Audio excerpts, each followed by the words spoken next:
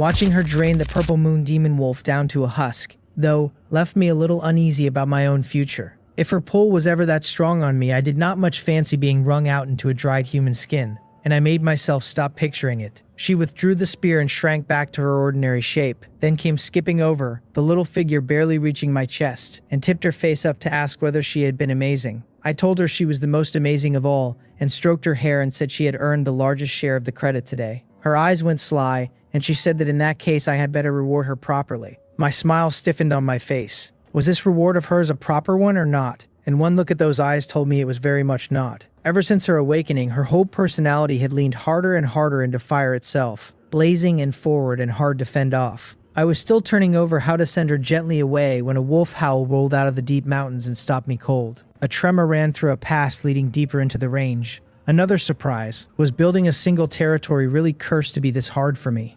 If it pushed me far enough, I would just crack the golden magic scroll open and wipe the lot of them out. Manhwa and the others turned grim toward the pass. A second Azure Mane wolf leader came padding out at the head of a fresh pack, the twin of the first but several times its size. More than 30 Azure wolves fanned behind it at around level 15 apiece. I read the big one fast and did not love the answer. A purple quality leader at level 23. Every attribute already past 260. A single tribe with 2 leaders was absurd, and the obvious read was a mated pair, which meant Manhwa had very likely just killed this one's mate. If that was the truth of it, then the fury pouring off the beast made a grim kind of sense. Losing something you have only after finally having it hurts far worse than never having had it at all. My face stayed hard even so, because with that strength Manhwa was no match for it either, and I would have to spend a trump card. I told Manhwa to handle the pack while the leader stayed mine, and no one raised a word against it, trusting me straight through. She stepped into the fire marshal god state again, but this time black armor sheathed her. Black flames rolled off her skin, and tiny black flames flickered even inside her pupils. This was the form she had awakened by devouring the flames from Chinofen's beast core, her hell flame fire marshal god. She chanted the moment she entered it, black dots pricking into the sky. At a point of her hand, the fireballs began to fall on the azure pack, in a range she called Fire Meteor Fall. The leader felt the pressure from above, and threw a green light ring across its whole pack, a wind vortex opening under every wolf it touched. It was a group buff that spiked their speed all at once. It was not enough. The falling fire covered too wide a circle for even buffed legs to escape, and the few caught head-on were simply gone. The rest fared little better. Where the fireballs struck the ground, the flames splashed, and wisps of black fire clung to every wolf around them. It was the same unquenchable black flame the dragon blood yon leaf tree's fruit had once thrown off. The whole pack thrashed and screamed on the ground, burning, none spared but the leader itself. The leader's eyes went red at the sight. One skill and every able body in its tribe had lost the fight, the last of the hunters it had left. Without hunters, the old and the young behind them would not last a season. The more it turned that over, the more it burned to shred everything in front of it. It buffed itself with a wind vortex and charged straight at us, spitting a screen of wind blades and tornadoes back at Manhwa as it came. It was clever enough to see she was the real threat and to clear the spectators first. Close up, I could read the plain cruelty in its eyes. I did not move. I stood there and watched it come with something close to interest, and the leader read our stillness as terror, the corner of its mouth curling, already tasting the throat it meant to tear out. Without hurry, I drew a jade pendant from my ring. The Blackbird Jade Pendant, purple quality, was engraved with a single use of the skill Blackbird Descent, good for real damage against creatures up to level 24. It was a token of the Blackbird clan, one that let its bearer ask a single thing of them. This was exactly the answer for a leader like this, and I triggered it without delay. Red light shot from the pendant high into the clouds, and a clear cry rang down through them. I looked up and saw a red blackbird stooping out of the sky, wings spread a full 6 meters wide. It gave the Azure Mane wolf leader no time at all before it slammed into the beast. I had meant to stand there and look impressive through the whole thing. I had not counted on the sheer force of the impact, which blew clean past my shield buff and knocked me flat on my back across the ground. Windsor was at my side in a breath, hauling me up, wanting to know why I had not just dodged. I was mortified enough to curl every toe in my boots. I brushed it off as nothing and asked instead how the leader had fared, changing the subject as fast as I could manage. By the time I reached the spot, Manhwa was already standing over the beast. The Azure Mane wolf leader lay at the bottom of a fresh crater, blood pouring from every part of it. Not one patch of fur left whole. I told Dark Moon to go and finish it. She sat at only level 7 and her strength was still thin. Once the territory stood, I would need to send scouts across the whole island. A role her profession and skills fit better than anyone's. A kill this size now would carry her up several levels and let her matter far more later. For my own part, I felt no rush to grind my own level. Strength mattered, of course, But I was clear on my seat here. I was the lord of the territory, not its general, and my real work was to plan how the whole thing grew. That meant I could hardly go throwing myself at the front line like some reckless brute. Even so, I had no intention of giving up my own power. The slaughter between the spirit and demon realms would drag the Lord onto the battlefield in person one day, and the stronger I stood, the safer I would be. For the moment, though, it was Dark Moon who came first, because I would need her soon. She said nothing to any of it. These days, she simply did whatever I said her to, and she stepped in and put the leader down. A pathetic end for the beast, dead without a single one of its blows landing on anyone. Around it, the 11 azure wolves Wawa's flames had scorched still lay heaving on the ground, all badly hurt, a few of the weakest already gone. I stroked my chin and turned over how to deal with the survivors, whether it was worth the trouble to simply kill them all. "Hwah!" called out then and pointed to where the purple moon demon wolf's corpse had been. A faint gold light flickered there. No chance, said a thought at the back of my mind, and I was already running for the spot. The corpse itself had gone, replaced by a small nest that glimmered gold, and I picked it up and read it. A purple moon demon wolf nest, gold quality. Once set down, it would slowly lift the aptitude of any wolf tribe living inside and quicken their growth. Once I dripped blood to claim it, every wolf raised in the nest would answer to its lord. I could not help laughing out loud. A pillow, right when I was nodding off. I had been standing there wondering how to handle the surviving azure wolves, and here dropped the exact answer, because once they healed inside the nest, they would slide quietly under my ownership. Better still, the nest could be used straight from my hand, no blueprint, no construction, no scramble for the rare base materials a gold building usually demanded. I dripped blood to claim the purple moon demon wolf nest at once, and pitched it toward the wolf's cave, and it swelled against the wind and sank into the mountain wall. A huge cavern opened in the rock. The floor inside ran smooth and gave off a faint purple glow, scattered with small nests of some material I did not recognize, though they looked comfortable enough. Hwawa and I carried the wounded azure wolves in and settled them into the little beds, and inside I found a good number of cubs already there, and a handful of old wolves besides. Old wolves are the most useless thing in a pack, too weak to hunt, and nothing like the young, who at least carry the line forward, so most packs simply abandon them. I did not care about any of that, because even the ones who could not hunt could still haul cargo well enough. With the pack settled, I left them and walked down to the lake, drawing out a terrain change card. Purple quality, good to reshape the land within 100 miles across a span of 30 minutes. I meant to redraw the ground here first and only then plant the territory. I read the lay of it before I touched anything. North of the lake stood the mountain range, and the plain between them was too cramped to build on. A river spilled out of the mountains at the northwest and fed into the lake, while another ran out of the southeast corner and off toward the edge of the island. I set my plan and used the card. Nothing extravagant. I drew a river out of the southwest corner of the lake and led it south, then bent it east until it met the river running from the southeast corner. The two rivers and the lake together fenced in a broad open field. I leveled that field to make the founding easier, then pulled a few tributaries off the mountain river down toward the southeast into the lake. They walled the mountain beasts off behind running water and made planting crops far simpler later. By the time I finished, the 30 minutes had nearly run out, and I nudged the last details into place right up to the second the card expired. Next was the founding itself. I had waited a very long time for this moment, and I could hardly hold my excitement, though I did not plant it blindly. I came to the south side of the lake and chose the middle of that open field, so that when the territory grew, the lake and the two rivers would serve as its moat. Out came two items, one the territory core and one a special card that let me choose the style of my lord's manor when I founded, castle or palace or whatever else. I held the core and silently recited the words to establish a territory. The prompt told me the territory could be founded, that once I confirmed this spot it could never be changed. I confirmed it here without a flicker of hesitation. The core lifted off my palm on its own, spread a ring of light across the field, and raised the phantom outline of the building on the open ground. The system caught the style card and asked whether I wanted it, so I told it to go ahead, since I had dug the thing out precisely to use it. The card rose into the air and became a screen, cycling through one palace after another. There was a black castle shaped like a long sword, all sharpness and grave weight. There was a white one crowned with a dome, milky and noble and near sacred. A blue castle stood square and tidy with bright clean windows, the sulking air of some melancholy noble house, and a red one wore black patterns like a medieval vampire's keep. Past the castles came the palaces, round ones and tower-shaped ones and ones built like imperial halls. And stranger things still, a great tree hung with separate doorways and a stair winding up its trunk. There was a whole mountain riddled with caves that each poured out their own soft light. There was even an underground manor, the entire seat buried below the surface, its rooms and halls tangled through an underworld too dazzling to take in at a glance. Faced with that many shapes, I was honestly a little lost. In the end, I settled on a 9-fold palace. Finished, It would rise as a 9-story tower, every floor packed with palace rooms, the whole thing red and gold and glittering, grand and imposing to the eye. I stopped dithering and touched the image of the 9-fold palace in the void. It dropped onto the phantom of the manor, which slowly firmed from ghost to stone and stood up on the ground. What actually appeared, though, was a world away from the 9-fold palace of the picture. The thing standing there looked like a plain courtyard house. I walked in and had a look around, and inside the courtyard there was a council hall and 4 rooms, 2 flanking each side of the hall and a neat mirror. Stepping back out and looking around, everything past it was simply empty, nothing there at all. Right then a prompt came from Chianmo, telling me my territory was founded, and asking me to name it. I thought for a moment, because this was an ocean world and my surname was Ha, so I would bind the sea and my own name into one, and call it Heya territory.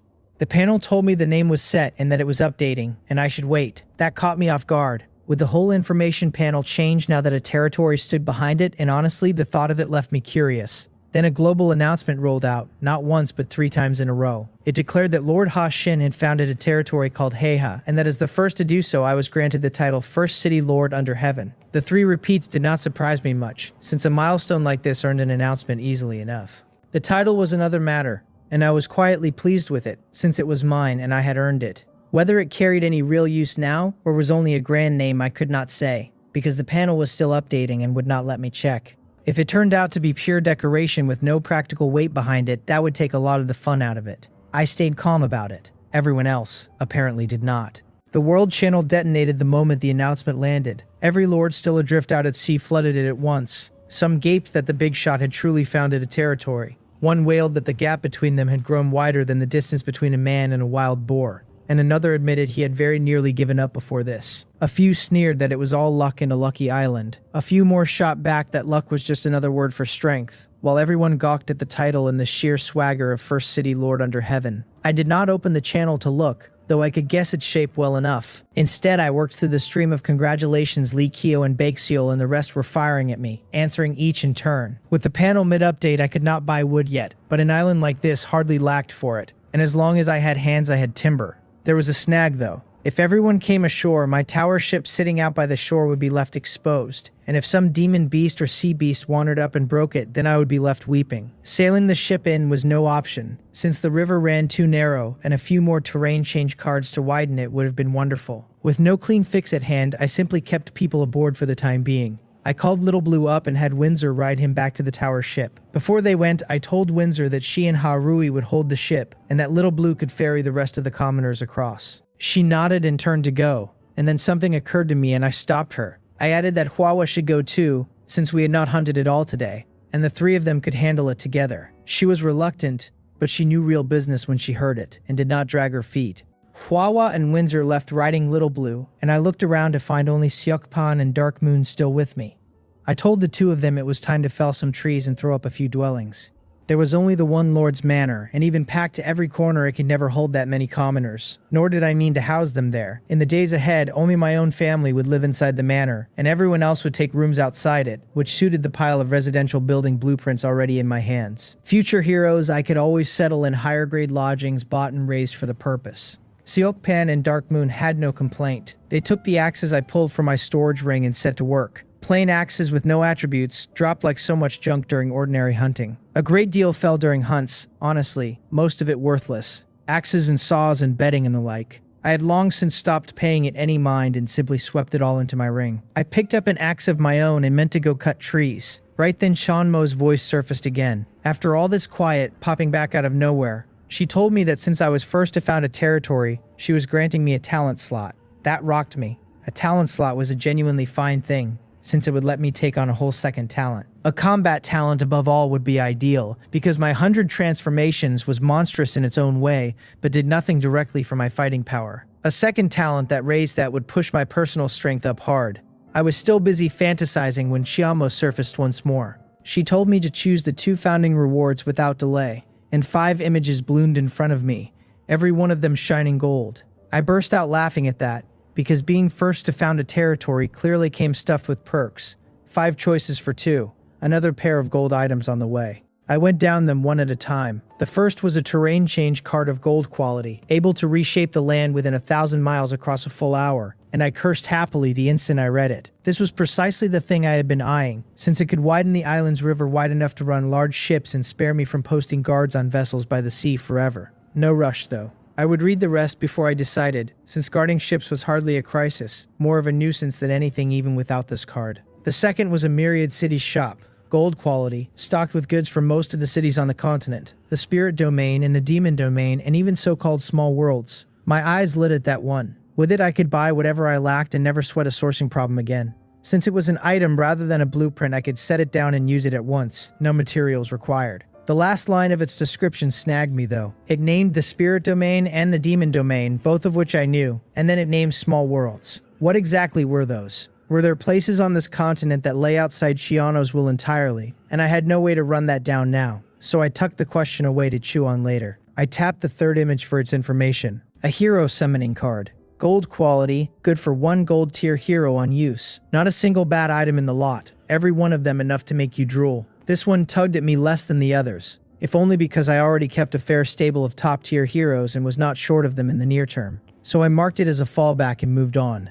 The fourth stopped me dead. A disaster immunity card, gold quality, and after using it no disaster would strike the territory for a whole month. I was flatly dumbstruck that such a thing could even exist. It felt almost obscene. A card like that, used while everyone else drowned under disasters, bought a solid month to develop in peace, and the gap it would tear open between me and the rest was enormous. It was a small strategic weapon in card form, and my first instinct was to grab it on sight. I choked that impulse down and read the last item first. A blood fusion agent.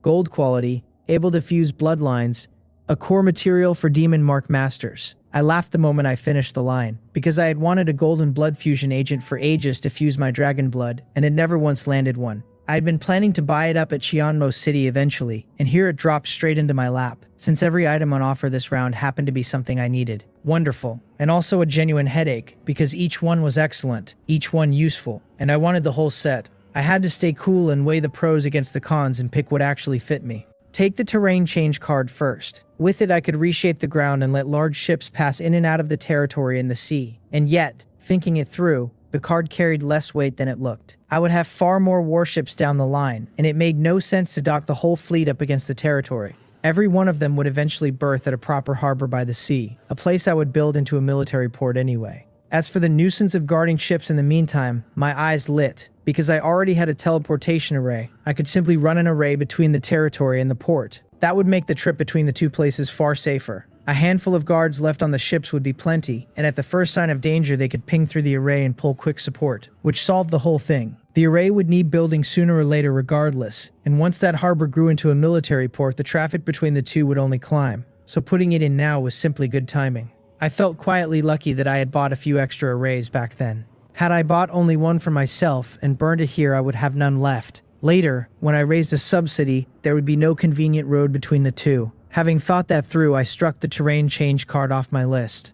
The second thing I cut was the hero summoning card. Since even a top-tier hero was not something I was short of just now, my roster ample enough for the near term. That left the Myriad City shop, the disaster immunity card, and the blood fusion agent. The first item I locked in was the blood fusion agent. I could not let that one slip, because with it I could fuse my dragon blood at last. My attributes already met the bar to consume it, and if not for the fusion I would have swallowed the dragon blood long ago. So I was more than curious what a fused golden grade dragon blood would turn out to be. My one worry was whether the agent could fuse all 3 types of blood, because being stuck with only 2 would be a real letdown. With the blood fusion agent settled, 1 slot remained. The disaster immunity card was powerful passed out, able to widen the gap and maybe even save the territory outright at the worst moment. Even so, once I cooled down, I gave it up. In my eyes it was strong but one shot, gone the instant it fired, and a single month of safety was almost nothing against the long years I would spend in this world. Worse, a month with no disaster might let my guard go soft, so that when the next one hit I could not adjust, and lost more people than I ever would have otherwise. Above all, I was confident I could ride out every disaster with or without the card. So the second item I chose was the Myriad City shop. I had reasoned that one out carefully too. Against the disaster immunity card, it was a long-term thing, not spent on a single use. I held the 100 transformations talent, which meant a steady stream of golden building blueprints in the days ahead. Golden buildings tended to demand scarce base materials, and running down every rare component for each of them by hand would be endless labor. The shop settled that, since it could source most scarce materials, if not all, and scarcity is only ever relative, since a material starved everywhere else is nothing special back where it is dug.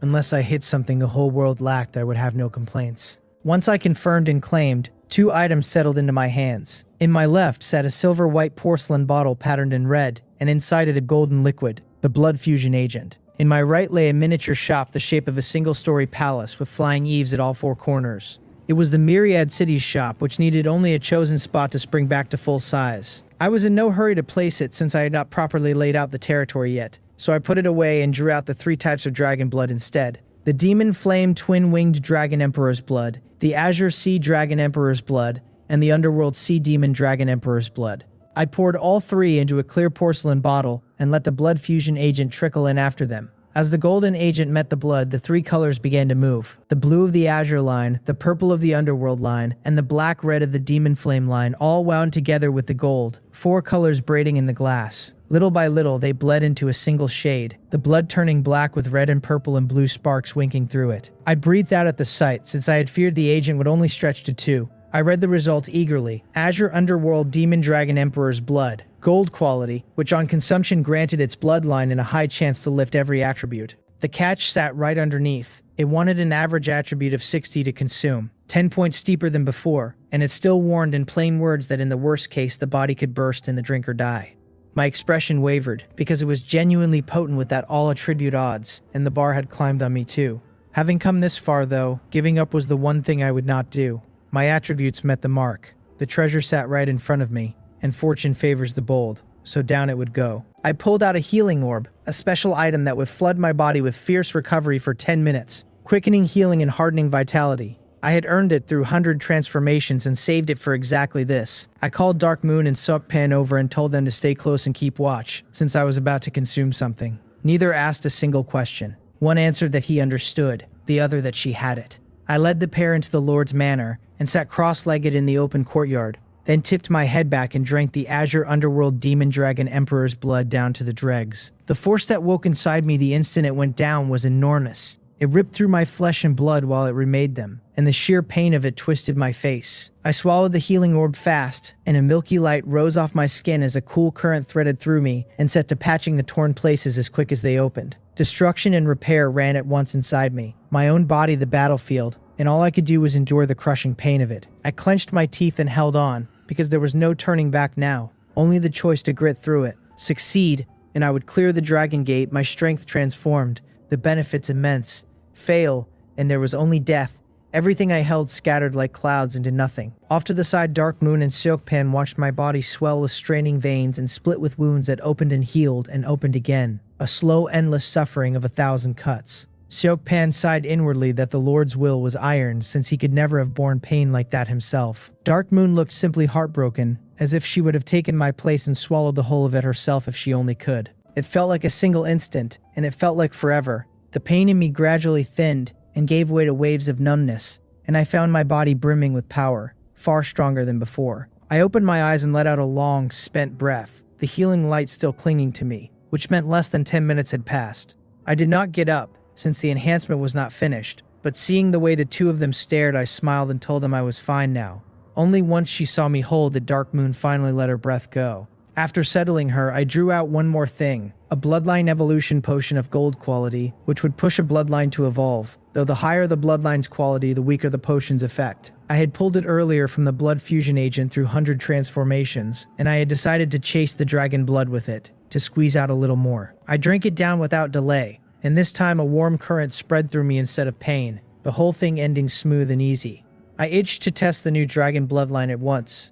I could feel, though, that testing it now was a mistake, since I had only just taken the blood and my body had not adapted to it. The bloodline still needed time to truly knit into me before I could call it mastered and wield its abilities at will. Forcing it now would only draw some measure of rejection, a loss larger than any gain. I was not about to trade an unpredictable price for a moment's curiosity. I got up and told Dark Moon my enhancement was done and that we should get back to logging. The 2 of us set back to felling trees, and before long, Little Blue arrived hauling the rest of the commoners across. I handed each of them an axe and sent them to cut wood, since wood was the thing I lacked and the base of half of everything I meant to build. Once the panel finished updating, I could buy timber, but I had no intention of paying for it unless I truly had to, not with trees standing everywhere on this island. When they had cut enough, I drew out a few blueprints. A white residential building blueprint needed 20 wood and raised a house good for about 5 people. With roughly 50 commoners on my hands, I burned 20 wood on the first, then built 14 more. 15 dwellings in all, enough for now. I made up sheets and quilts from my stock and left them in one room for the commoners to collect once their work was done. Then I went back to the Lord's Manor with Dark Moon and Mori. I set out living goods and arranged the manor, which for the moment held only its 4 rooms. Mori would take one, and Windsor and Dark Moon and I would share another, while Huawa and the rest could split the last 2. It was purely a stopgap, since the manor would sprout more and more rooms as the territory leveled and expanded. That done, I called Sokpan over. He came before me, bowed first, and asked what I needed. I told him to split the commoners into 2 teams, one to fell timber and one to quarry stone, and handed over a batch of mining picks. He took them and left. I walked out of the manor, found an open patch of ground, and drew out 2 blue blueprints, each marked with a golden 6-pointed star array, a teleportation array, a special item that raised a linked array between 2 points to strengthen contact and control, so long as the distance between them stayed under 500 kilometers. This was the array I had purchased, 2 blueprints for 1 pair of ends. I had picked this open ground on purpose, since it would be my barracks from here on, every unit nest raised in one place for quick deployment when I sailed out to fight. I used the first blueprint, the blue paper scattered into points of light, the golden 6-pointed star lifting into the air before it drifted down and settled onto the ground. I had honestly expected a teleportation gate and was mildly surprised to get this instead, though it hardly mattered as long as it moved me. The 2 of us rowed Little Blue out toward the shore, since I still had to plant the far end, and I held the second glowing blueprint and felt for the limit of its reach. My real worry was that the territory sat too far from the harbor and blew past the 500-kilometer cap. When the blue glow of the blueprint finally died, I knew it had hit its maximum, and I kept walking until I reached the port. By my rough count, I had covered about a kilometer. Not far at all, thankfully, and a kilometer was close to perfect, since I could later fill that stretch with buildings and living quarters, because a military port could hardly sit empty forever.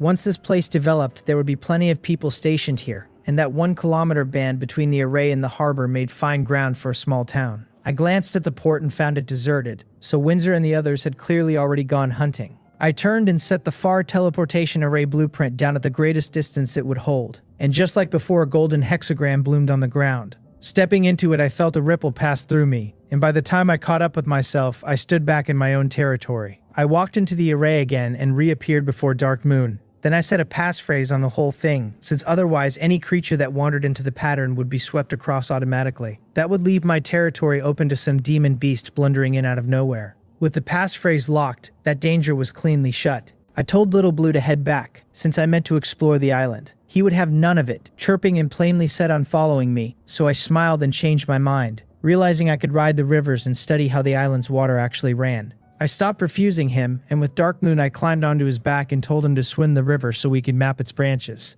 He let out a cheerful cry, wagged his tail, and pushed forward, the 2 of us standing careful on his back, since no one could promise a demon beast would not lunge out at us. He carried us back into the territory's lake, and then upstream along the river in its northwest corner. Once we cleared the open plain and slid into the forest, we met the odd demon beast along the banks. Most of them made no move on us, only watching Little Blue cut through the water and the 2 riders on his back with curious, wary eyes. Once they saw we would not strike, they eased and dipped their heads to drink. It made me click my tongue in wonder, since I had never expected a scene this peaceful out here. It called back the nature programs I used to watch on Blue Star, the ones that showed predator and prey lapping at the same river side by side. The island's balance seemed much the same. Not every beast bent on a fight the instant it met another, as if they kept their own quiet set of rules. The whole trip was not so gentle, of course, and we took a hit partway along. The attacker was no beast drinking at the shore, but an azure mane water crocodile lurking down in the river, which surged up to bite at Little Blue. It badly misjudged its own strength. It never got its jaws shut before Little Blue cut it down with a thunder sword and killed it outright. A minor interruption I did not spend much thought on. As he pressed on, I realized we had drifted into the mountains, the demon beasts along the way steadily stronger, so I had him slow and sharpen my own guard. 2 enormous roars rolled out of the trees at once. Dark Moon and I turned toward them together and could just make out 2 great beasts tearing at each other through the dense woods, the crash of them echoing over and over. I had Little Blue pull to the bank, and the 2 of us slipped quietly toward the sound. We were curious about the pair and half hoping to scavenge something worthwhile out of the wreck of their fight. maybe even an unexpected reward. Coming close, I finally saw the two demon beasts pouncing and biting. One was a savage tiger near 5 meters long, massive, its 4 limbs corded with muscle, its body black-furred and marked with purple, a purple king character branded on its brow. Facing it stood a leopard, roughly 4 meters, slim and clean-lined, its fur a solid green without a single stray patch, only its eyes a silvery white. The two of them slammed together again and again, pouncing, biting, spitting the odd-range strike from their mouths, and I used the chance to read them both. The purple-marked demon tiger sat at level 14, blue quality, its attributes around the mid-80s, carrying pounce and bite, a purple blood orb, and deterrence. The silver-eyed leopard matched it at level 14 and blue quality, attributes in the same range, with pounce and bite, a long spear art, and a color change of its own. A blue quality beast at that level was something Dark Moon could take alone, and after my dragon blood I could manage one as well, though two at once would have been real trouble. Luckily I did not have to fight both, since the two were plainly locked in a duel to the death, and a little patience would let me reap whatever fell out of it. What puzzled me was the why of it. Beasts do not fight this desperately over a hunt, so there had to be something worth dying for here, and no ordinary something either. A blue quality pair at level 14 counted as core strength on this island, and whatever drove them to bleed each other out like this had to be extraordinary. By now both wore wounds large and small across their bodies, dripping steadily, chests heaving, glaring at one another with fierce and bloodthirsty eyes. The ground around them lay cleared, the trees flattened by their thrashing. They roared once more together and charged, out of magic power now and thrown back on raw bodies alone. In the end, the silver-eyed leopard sank its teeth into the purple-marked demon tiger's shoulder blade, but in the same motion the tiger crushed through the leopard's throat and held on. It clamped down until the leopard stopped moving entirely, and even then it did not let go at once, biting on for another long minute. I could only shake my head at the sight, since the purple-marked demon tiger was a genuinely cautious creature. Once it was certain the leopard was dead, the tiger lay down and panted a while, then rose and came walking in our direction. My eyes lit at that, because it truly meant there was a treasure. I did not follow, only threw Dark Moon a look, since I was ill-suited to a sneak attack and she was made for exactly this. In a straight fight, I could have handled the tiger myself, worn down as it was. I was afraid, though, that if it saw the odds turn, it might wreck the treasure out of spite and leave me nothing. A quiet kill by Dark Moon, and then the harvest was the careful play. She loosed Shadow Lurk and drifted through the tree shadows toward the beast. She watched the purple-marked demon tiger near a cave, and just as it made to step inside, she dropped Dark Domain over it and closed in. The instant the dark swallowed it, the tiger knew something was wrong and roared, spinning and raking its claws at everything around it. The sudden blindness filled it with raw panic, its heart hammering with the sense of a life-or-death crisis. All of it came to nothing. Dark Moon watched it cold, from within the black, then seized her moment, slid in with the wind-breaking blade, and drove one swift, precise, savage thrust, straight into its throat. She pulled the blade and fell back at once, since a fatal wound would send the beast into thrashing death throes and standing too close was suicide. Sure enough, the tiger went frantic once she withdrew, roaring, striking wild, even flinging out a ranged blast, though it was only the flailing of a dying thing. Its blood ran out fast and its strength went with it until it sank down and lay still. Dark Moon dismissed the Dark Domain as I walked up, and the two of us spared the tiger a single glance, then left it and moved for the cave. The cave ran large and fairly deep, and we advanced with care against whatever might wait inside, though I judged the odds of danger small. Soon enough I reached the far end. At the end of the cave lay a pool, and in the pool grew a single plant. A crack split the mountaintop above, and sunlight fell through it onto the plant with a strange quiet charm to it, though I had no eye for scenery just then. I stepped to the pool and studied the growth. A green stem carrying 3 green leaves shaped a little like lotus pads, and at its crown a green 6-petaled flower dotted with flecks of orange-red.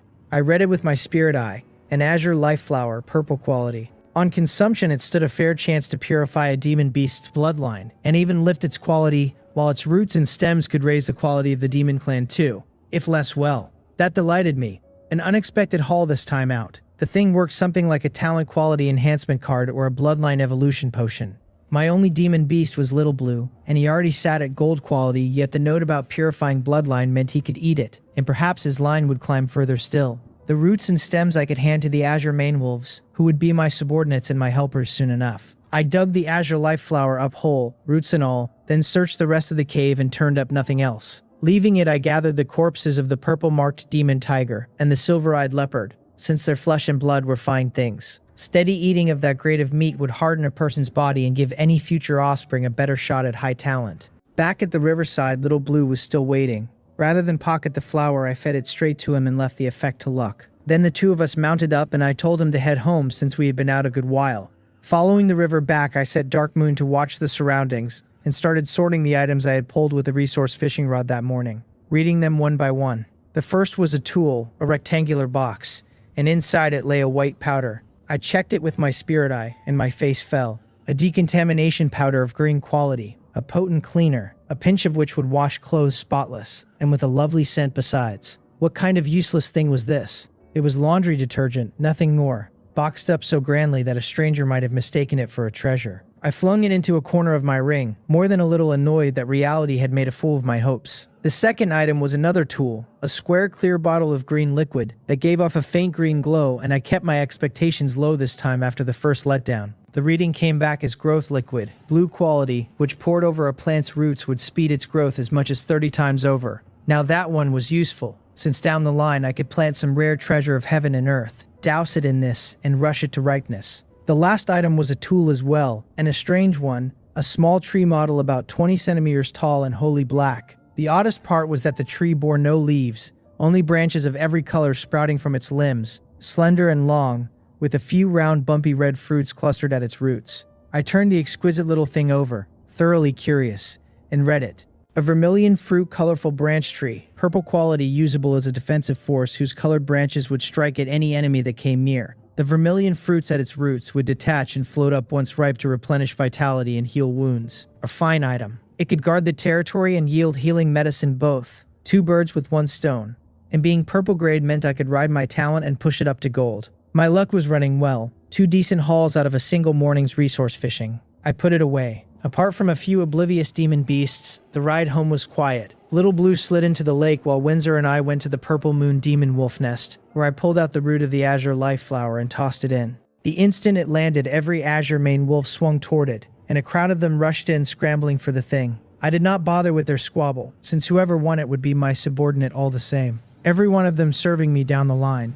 I left the nest and came back into the territory. I hunted up a few large stones and carved names into them, since naming the lakes and rivers would make life a good deal simpler later. The great lake at the heart of the territory I called Heya Lake, the Lake of Heya City. The river spilling out of the deep mountains at the northwest I named the Wonsan River, for a water flowing down out of distant peaks. The one in the southeast corner I named the Ha River, my own surname and nothing deeper than that. The river I had carved out of the southwest corner I called the Sangyu River, for creation out of nothing, and the rest of the map I left for another day. With the stones set, I walked to the southernmost point where the Ha River and the Sangyu River closed together. I drew out a bridge construction blueprint of green quality, which raised a bridge at a chosen spot and needed 500 stone.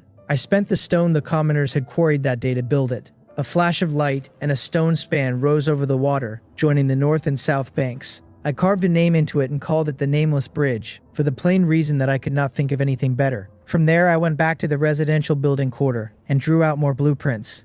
A white well construction blueprint solved the territory's water problem and cost 50 stone, and I meant to sink several through the housing. There were rivers nearby, true, but they sat far enough off that hauling water grew tiresome. Nothing as handy as a well at the door. I had a good pile of white-grade blueprints on hand anyway, some off the great tree from the treasure hunt event, and some from hunting out at sea. All of them were white, none interesting enough to hold my attention, so I had simply swept them into my ring. I built 5 wells in the end, more than enough for 50-odd commoners, and after that I pulled out a couple more blueprints and raised a kitchen and several public washrooms. Then I stopped, out of base materials, since everything the commoners had gathered in a day had already gone into the day's building. I had no lumberyard and no quarry yet, and these residents were neither lumberjacks nor miners, so their trades did not match the work, and their gathering ran slow. I did hold 2 more blueprints, but both wanted iron ingots to raise, and iron ingots were exactly what I did not have, so those would wait for the mall once the panel finished updating. Just then a cry reached me, and I knew Little Blue's voice at once. I hurried over, certain the Azure Life Flower he had eaten was taking hold, and it seemed his luck had held, since his bloodline had genuinely improved. I was more than a little curious what a purified line would do to him, and when I reached Heya Lake and saw him, the change was unmistakable. His body had gone pure black now, streaked with flowing patterns of golden mark, and a silver horn had risen on his head where white arcs of lightning flickered now and again. He was truly majestic like that, and if not for the bond I could still feel between us, I honestly might not have known him. I read him with my spirit eye. Little Blue had become a golden mark silverhorn whale, gold quality, sitting at level 8 with his attributes hovering near 60. His skills now ran to impact and bite, plus thunder sword and a fresh thunderstorm, with giant wave and transformation on top. The purification had clearly bent him toward the lightning attribute with that new thunderstorm, and I was well pleased, since lightning was a fierce line with outstanding raw damage. My one regret was that he was still only a simple pet, and had never become a hero. That thought pricked my conscience, since I had broken my promise to him more than once and did owe him for it. The next hero transfer card I laid hands on would go to Little Blue no matter what. I gave him one more look, confirmed he was fine, and left him to it. Then Dark Moon and I crossed to the port of Heya Island through the teleportation gate, since Heya Island was the name I had settled on this stretch of ground. I had only just named it, in fact, the island and the shallow triangular harbor both. That harbor now Heya Port. When we came out at Heya Port, I saw the ship had returned. Dark Moon and I boarded her, and Windsor and the others were right there. The moment they saw me, Windsor and Huahua and the rest gathered around at once, and Windsor asked, plainly puzzled, why I had come. I explained the teleportation array to her, then told her that from now on she need not keep much strength posted here, and could leave only someone to relay word. She asked whether that meant I wanted her to go back. I nodded, since I would keep only a thin relay force at the port, leave Huahua and Ha Rui stationed here, and bring Windsor home to the territory. Huahua and Ha Rui were holding Heya Port for the day, and I told them we would switch shifts in the morning. Ha Rui had no objection and simply nodded that small bright head. Huahua was another matter, and one look at her face told me she had an opinion she was working up to. She did not want to be apart from me, so I offered a trade and told her Windsor and Dark Moon would come out and relieve her tomorrow. Her eyes lit up and she nodded happily, warning me to keep my word. Something in the way she said it gave me a bad feeling, since that little girl only looked that pleased when she had mischief brewing. I agreed anyway. Then I collected everything worth moving off the ship, since all of it was bound for the territory. At Huahua's insistent demand, I kissed her cheek before I went, and then I left with Dalgi. Back at the Lord's Manor, I put the haul away and handed the food to Mori, who would work out the distribution himself. After that, I went up to the master bedroom, and by then it was already dark. The day had been busy and I had eaten nothing at midday but the dry rations I carried, yet I had gotten a great deal done. The territory was only just built, and Heya Island had never been properly explored, so from here on my focus would be the island brought whole under my hand. I had no idea how strong the fiercest demon beasts there were, whether the island held heavenly materials and earthly treasures, or whether native races were already living on it. Every one of those questions left me looking forward to the answer. What I looked forward to more was that I was a true lord now in name as well as in deed. I was still weak, but I had genuinely stepped onto a lord's path. I wondered when I would meet other lords, especially the old established ones who had been at this far longer. What did their territories look like? How strong had they grown? What sort of place was Chiano City? And what exactly was the small world?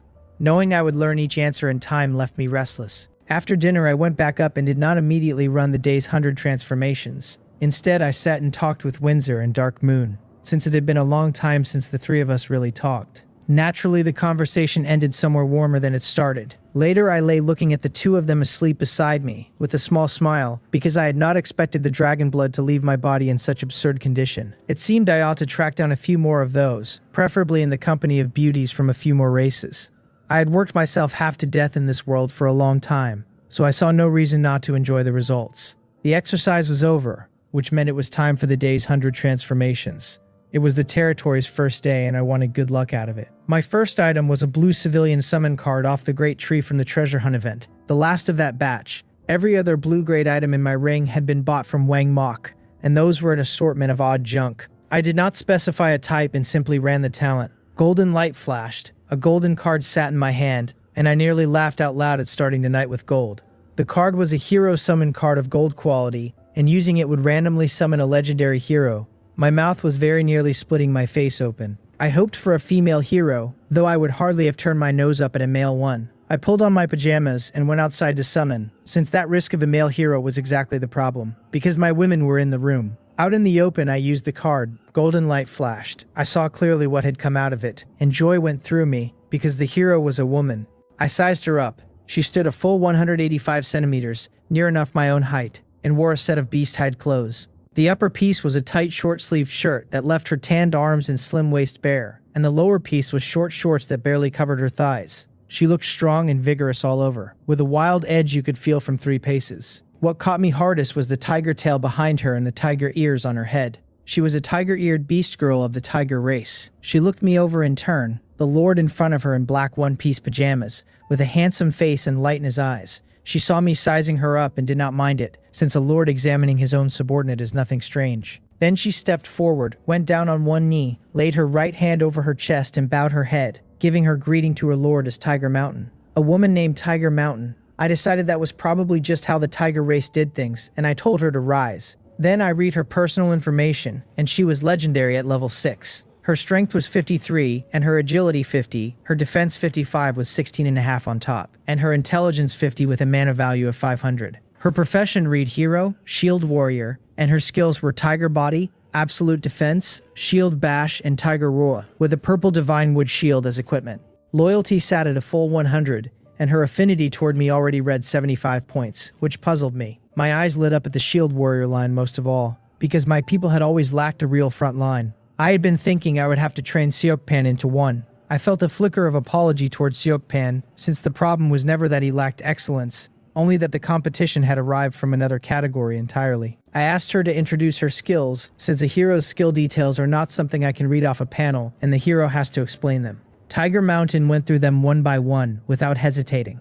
Tiger Body let her shift into the form of a fierce tiger, and in that form her attributes rose by 20% across the board. Absolute Defense did what its name said, and let her eat any attack at all in the instant she used it, though each use lasted 1 second and drank an enormous amount of mana. Even so, the skill was monstrous, and my own estimate was that if it carried a quality tag it would read purple at minimum, and possibly gold. Shield Bash was her attack, a straight ram with a giant shield, and Tiger Roar was a group defense that laid a shield over everyone around her. Overall, she was a fairly pure defensive warrior. From here on, any defensive skill that came into my hands would go to Tiger Mountain first, because the goal was to grind her into an unbreakable fortress. Then the squishy half of my roster could deal damage safely from behind her. Once I understood her kit, I sorted out where she would sleep. The Lord's Manor had 4 rooms, and Mori had 1, and Windsor and Darkmoon and I shared another, and Hacheongdae and Dalgi had claimed a 3rd. That left exactly 1 vacant room, which now belonged to Tiger Mountain. I went back to the house. Windsor was lying on her side with her chin propped in her palm, and she asked what sort of companion had come this time. I told her and Darkmoon everything about Tiger Mountain, and Windsor gave me a long exasperated look and remarked that I had gotten off cheap. She knew perfectly well that a man with my appetites would never leave a woman like that alone. I did not argue and only laughed, because she was right. I was no lovesick fool, and having several women here broke no law I knew of, so I meant to enjoy it thoroughly. I had not traded old affections for new ones either, being simply affectionate and greedy at once, holding to the principle of wanting all of them. I pulled Windsor and Darkmoon into my arms, kissed each of them and told them not to worry because I would always be good to them. The words were barely out before I felt like a bit of a scumbag, and some famous line from Blue Star surfaced in my head, the one about arriving at exactly the right moment. Whatever I was, the two of them relaxed at hearing it, though Windsor still made a small unimpressed sound and bit my shoulder gently. The 3 of us fooled around a while longer, and then I started the 100 transformations again. The item I put up was a green stain removal powder, which had powerful cleaning ability and would wash clothes spotless with barely a pinch, and it carried its own fragrance besides. It had been a long time since I fed a green item to the talent, and I had no idea what such a thing could turn into. This time I specified the blueprint type first. A blue blueprint appeared in my hand, and I felt a drop of disappointment, since there had been no critical hit. It was an automatic laundry room construction blueprint of blue quality, billed as a lazy man's treasure, taking dirty clothes in and giving clean ones back in. One service that washed and dried both. Building it wanted 100 wood, 100 stone, 5 water element gems, and 2 fire element gems. It was close kin to a washing machine back on Blue Star, except this one dried as well, which was presumably why the fire element gems were on the list. I put it away and took out the vermilion fruit colorful branch tree, a purple item that served as a defensive force on its own, its colorful branches lashing anything that came at it. The vermilion fruits grew at the roots and surfaced when ripe, and eating them replenished chi and blood and healed injuries.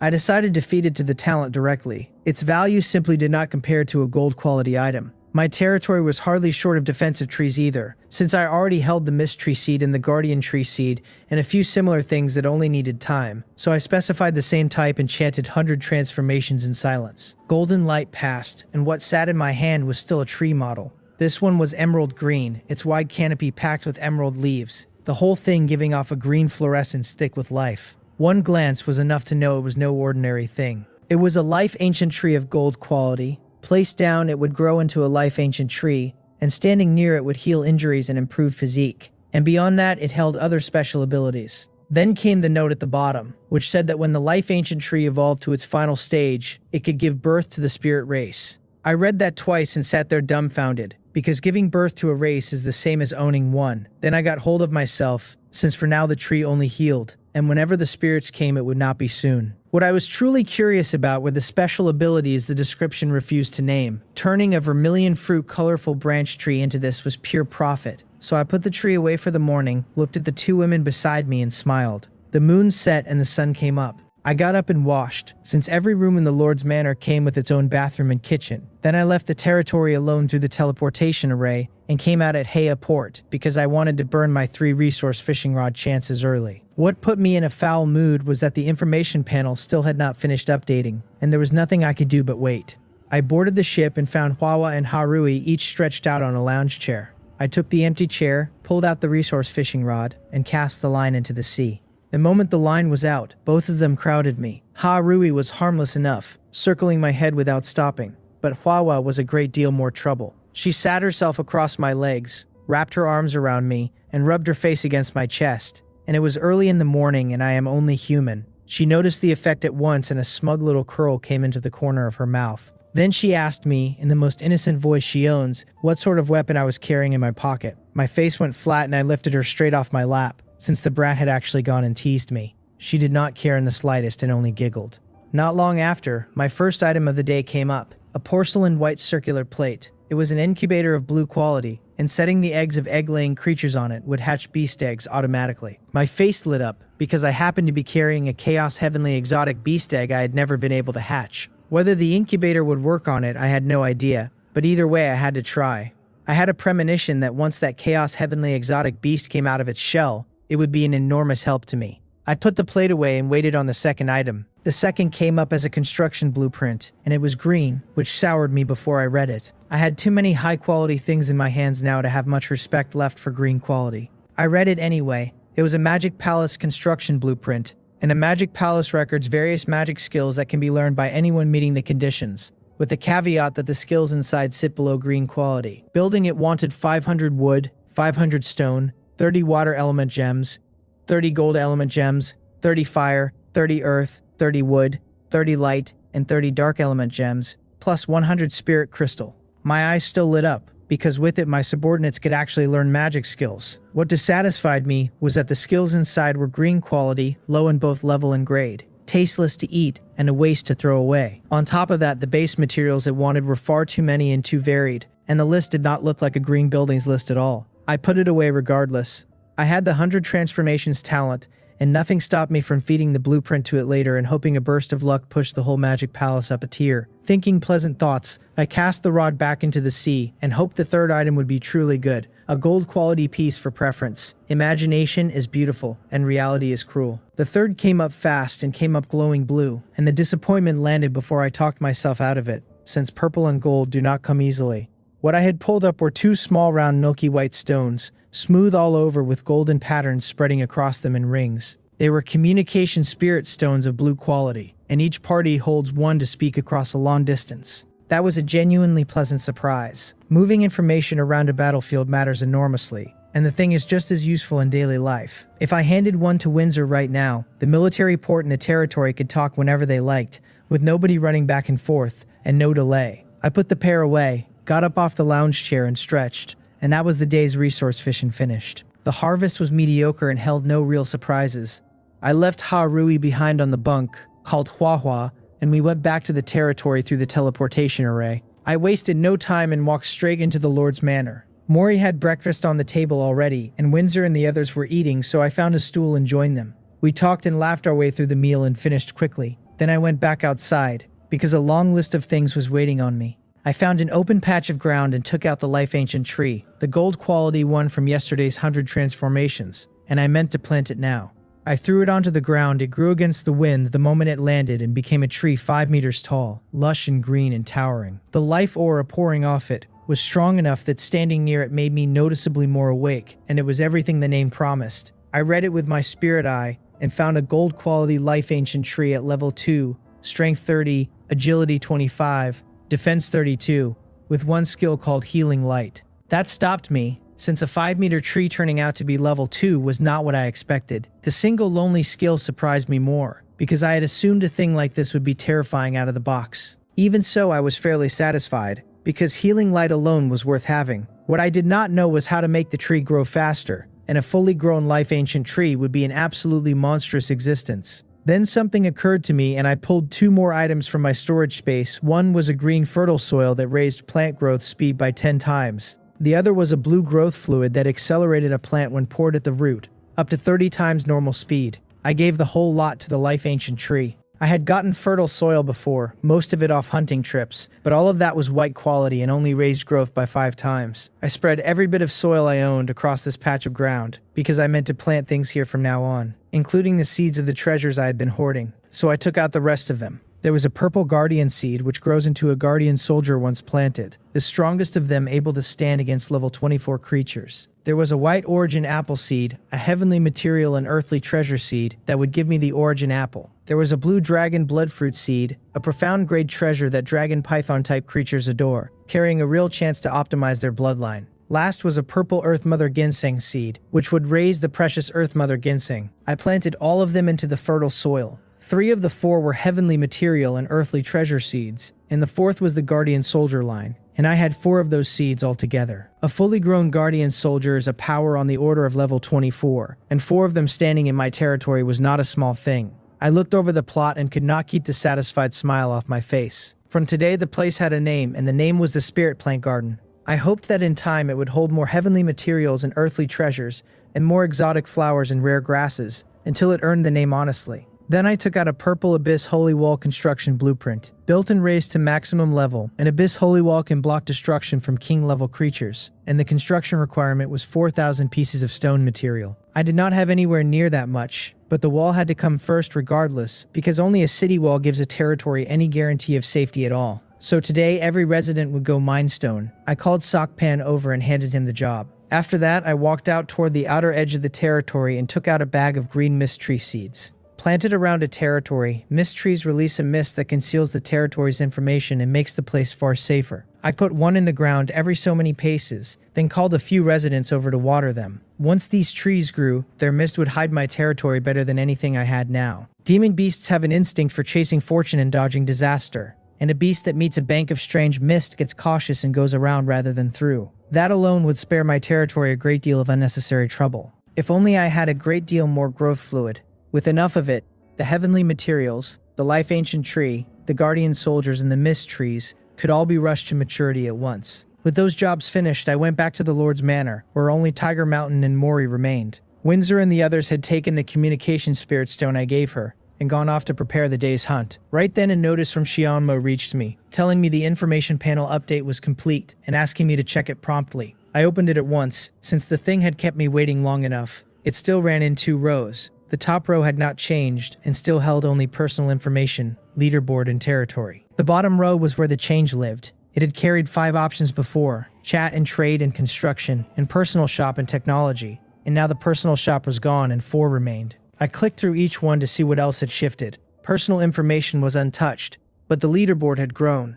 because alongside the survival points leaderboard and the novice merit leaderboard, there was now a novice territory leaderboard. I opened it and found Heya territory sitting there in complete isolation, listed as a level 3 village with nothing else on the board at all. I rolled my eyes at that rating, because it flattered me badly. Which village anywhere has fewer than 100 people in it?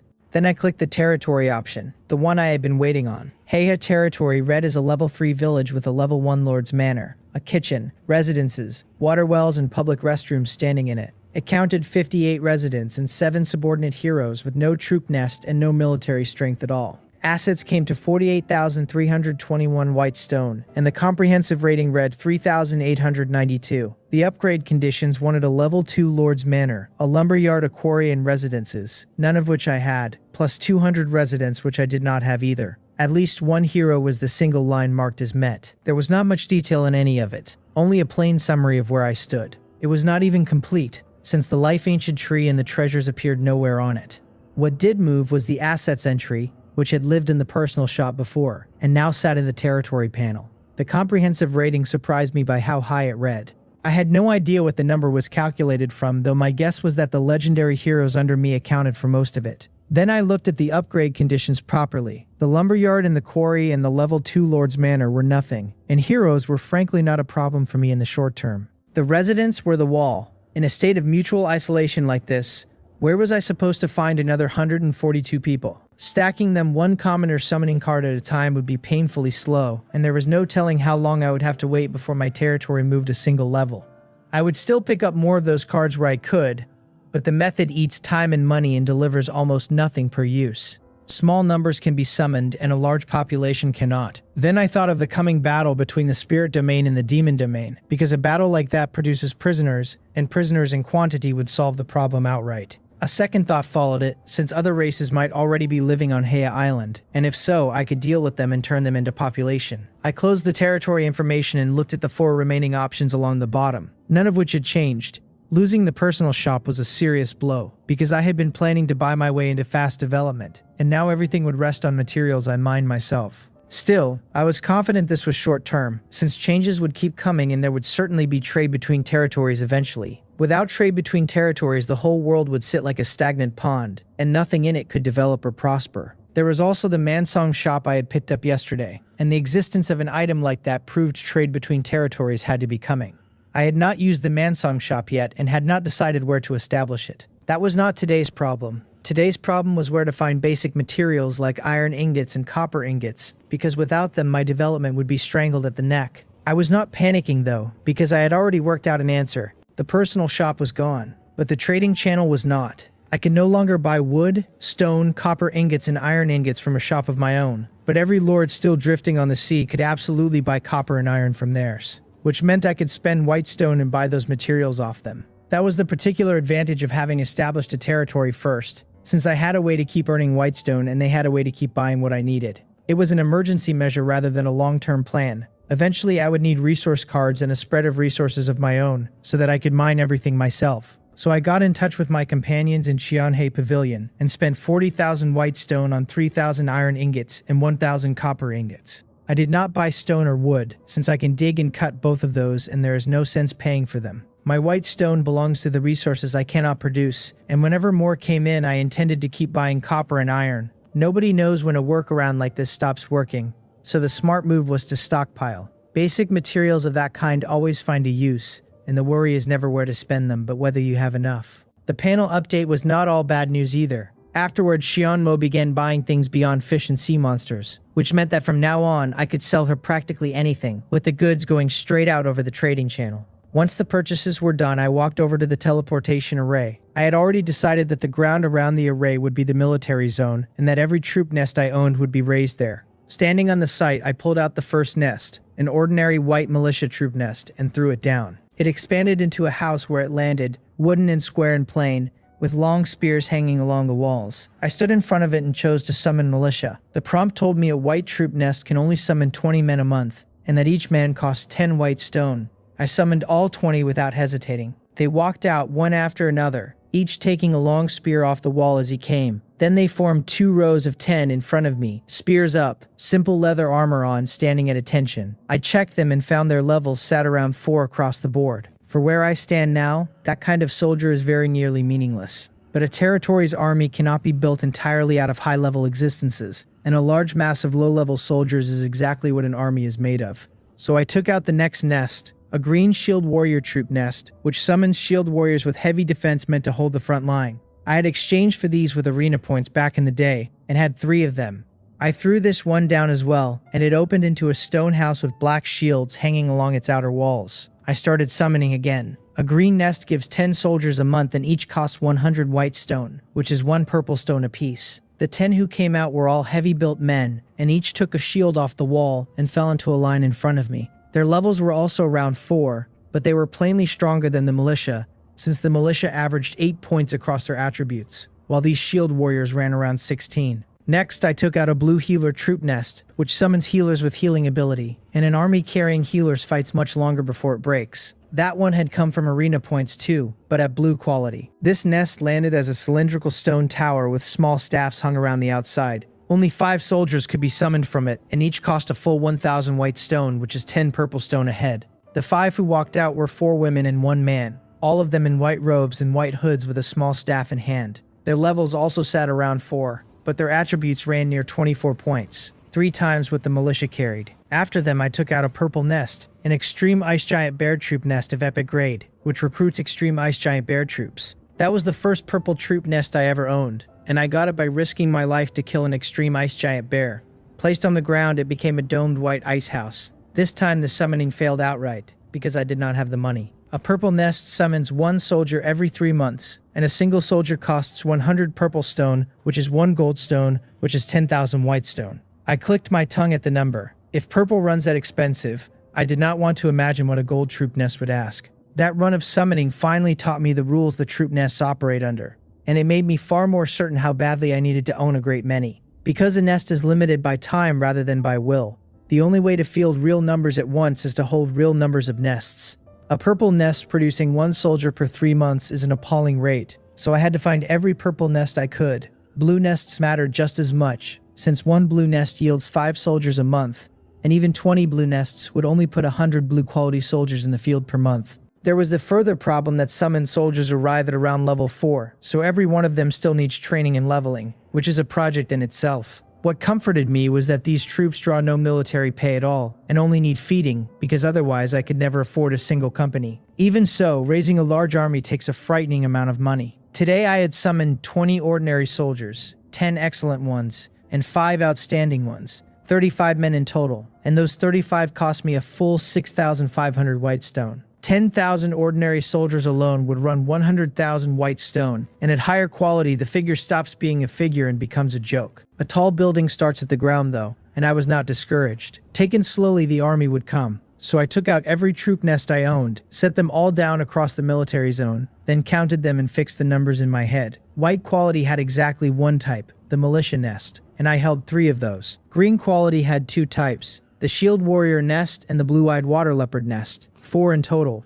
3 of them shield warrior. Blue was my deepest tier with 4 types, the rock giant nest, the healer nest, the red pattern python nest, and the chaotic tree nest, 6 in total with 3 healers among them. Purple came to 2 types and 2 nests, the extreme ice giant bear and the night knight. That made 15 troop nests altogether, 1 of every grade from white through purple, with only gold missing. I was confident gold would come eventually. If a man holding a heaven-defying talent like 100 transformations still could not pull a gold troop nest out of the world, then his luck would have to be genuinely cursed. Next I bought some wood, because 2 buildings needed raising immediately, and I took out the 2 blueprints for them. The white quarry blueprint said flatly that a territory cannot exist without a quarry, and that without one you will never raise a magnificent city wall, and it wanted 300 wood and 20 iron. The white lumberyard blueprint said a territory without logging capability is incomplete, and offered to fix that regret, and it wanted the same. I found suitable ground for both and built them. With those 2 standing, my residents could pull in wood and stone considerably faster. It remained a pity that I had no loggers and no miners among them, since matching trade to task would have made the whole thing quicker again. After that, I went back to the Lord's Manor and checked what a level 2 Lord's Manor upgrade cost, and the answer was 500 wood and 500 stone. That was not much, and I could have done it that same day. I chose not to. The territory needs a level 2 Lord's Manor to climb a level, and upgrading the manor satisfies the building requirement, but satisfying it changes nothing while the resident requirement sits unmet. What occupied me instead was the city wall, and the stone for it was still far short of what the blueprint wanted. I decided to see how the day went, since every resident was out quarrying and the day's total would tell me where I stood. I had no intention of buying stone for the wall, because that is poor economy. The same money spent on troops does far more work, and stone is not something a man cannot obtain by digging. With all of that settled, there was nothing much left to do in the territory for a while, so I decided to explore the island and pick up levels along the way. Dark Moon and I had gone northwest last time, so this time I would take the east. I called Tiger Mountain and the 2 of us set out eastward. Partway along, she told me our pace was too slow. My mind stirred since I had half worked out where she was going, but I did not say it for her, and instead asked whether she had an idea. She smiled and said of course she did, then asked whether I had forgotten her tiger form skill. I put on a face of sudden understanding and asked whether the shift would not burn too much of her mana. That worry was real, because we were about to explore an island and would certainly meet demon beasts, and a hero running on empty mana would be a problem later. Tiger Mountain only smiled and told me the tiger form drinks mana in the instant of transformation and costs nothing after, so that was how it worked, and I nodded. The answer made me think even more highly of the skill, since her attributes climb 20% across the board while she holds the form.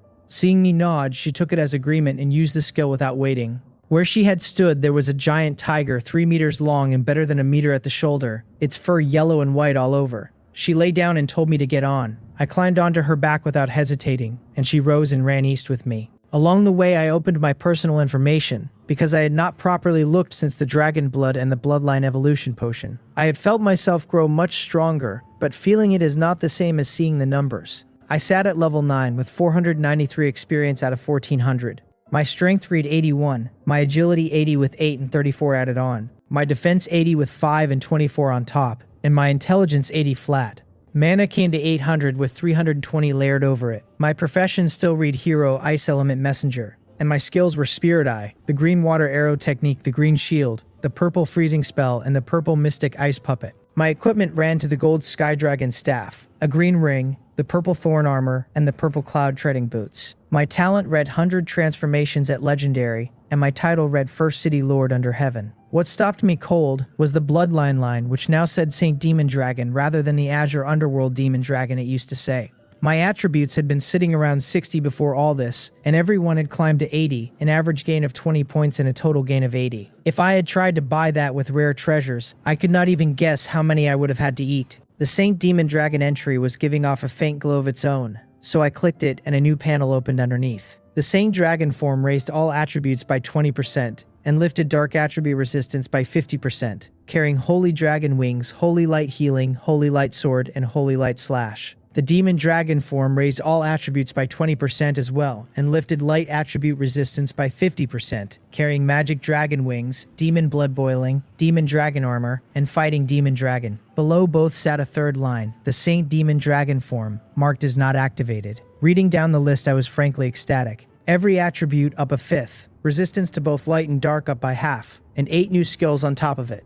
Magic Dragon Wings and Holy Dragon Wings overlapped, but I was in no mood to complain about a duplicate pair of wings. What I wanted right then was an opponent of roughly my own strength, so I could measure what I had become. Calling the change a transformation was no exaggeration, since I was no longer only an ice element mage who stood at the back throwing spells. I could stand at the front now as a dragon blood warrior and hit people with my hands.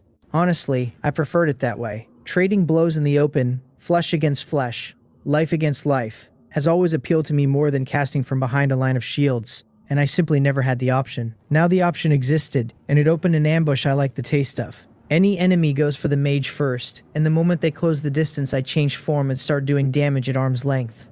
Just imagining that scene put me in a good mood. Only the Saint Demon Dragon form remained locked, and I had no idea how to open it, though I doubted another bloodline evolution potion would do it.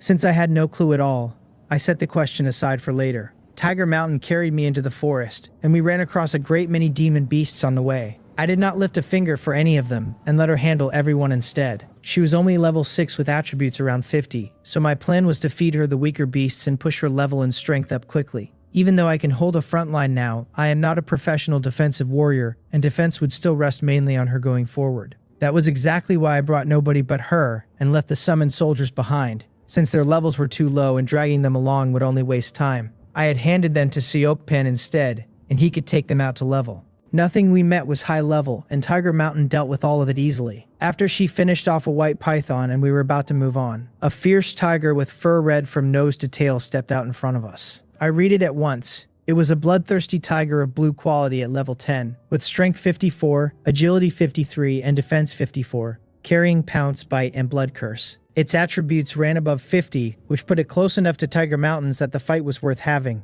I stayed out of it again, slid off her back, patted her huge head, and asked whether she could manage alone. She told me not to worry and that she could certainly handle it. And then she let out a tiger's roar and charged. The bloodthirsty tiger refused to be outdone and sprinted straight at her. They met and sprang at the same instant, leaping high and hammering each other with their front paws, and both were thrown back and rolled before flipping upright again. Then they charged a second time, striking, circling, biting, neither willing to give an inch. Both were vicious about it, and each made the other pay for every wound taken. Before long, they carried a great many cuts, blood running down into dark patches on their fur and dripping onto the ground from the worst of them.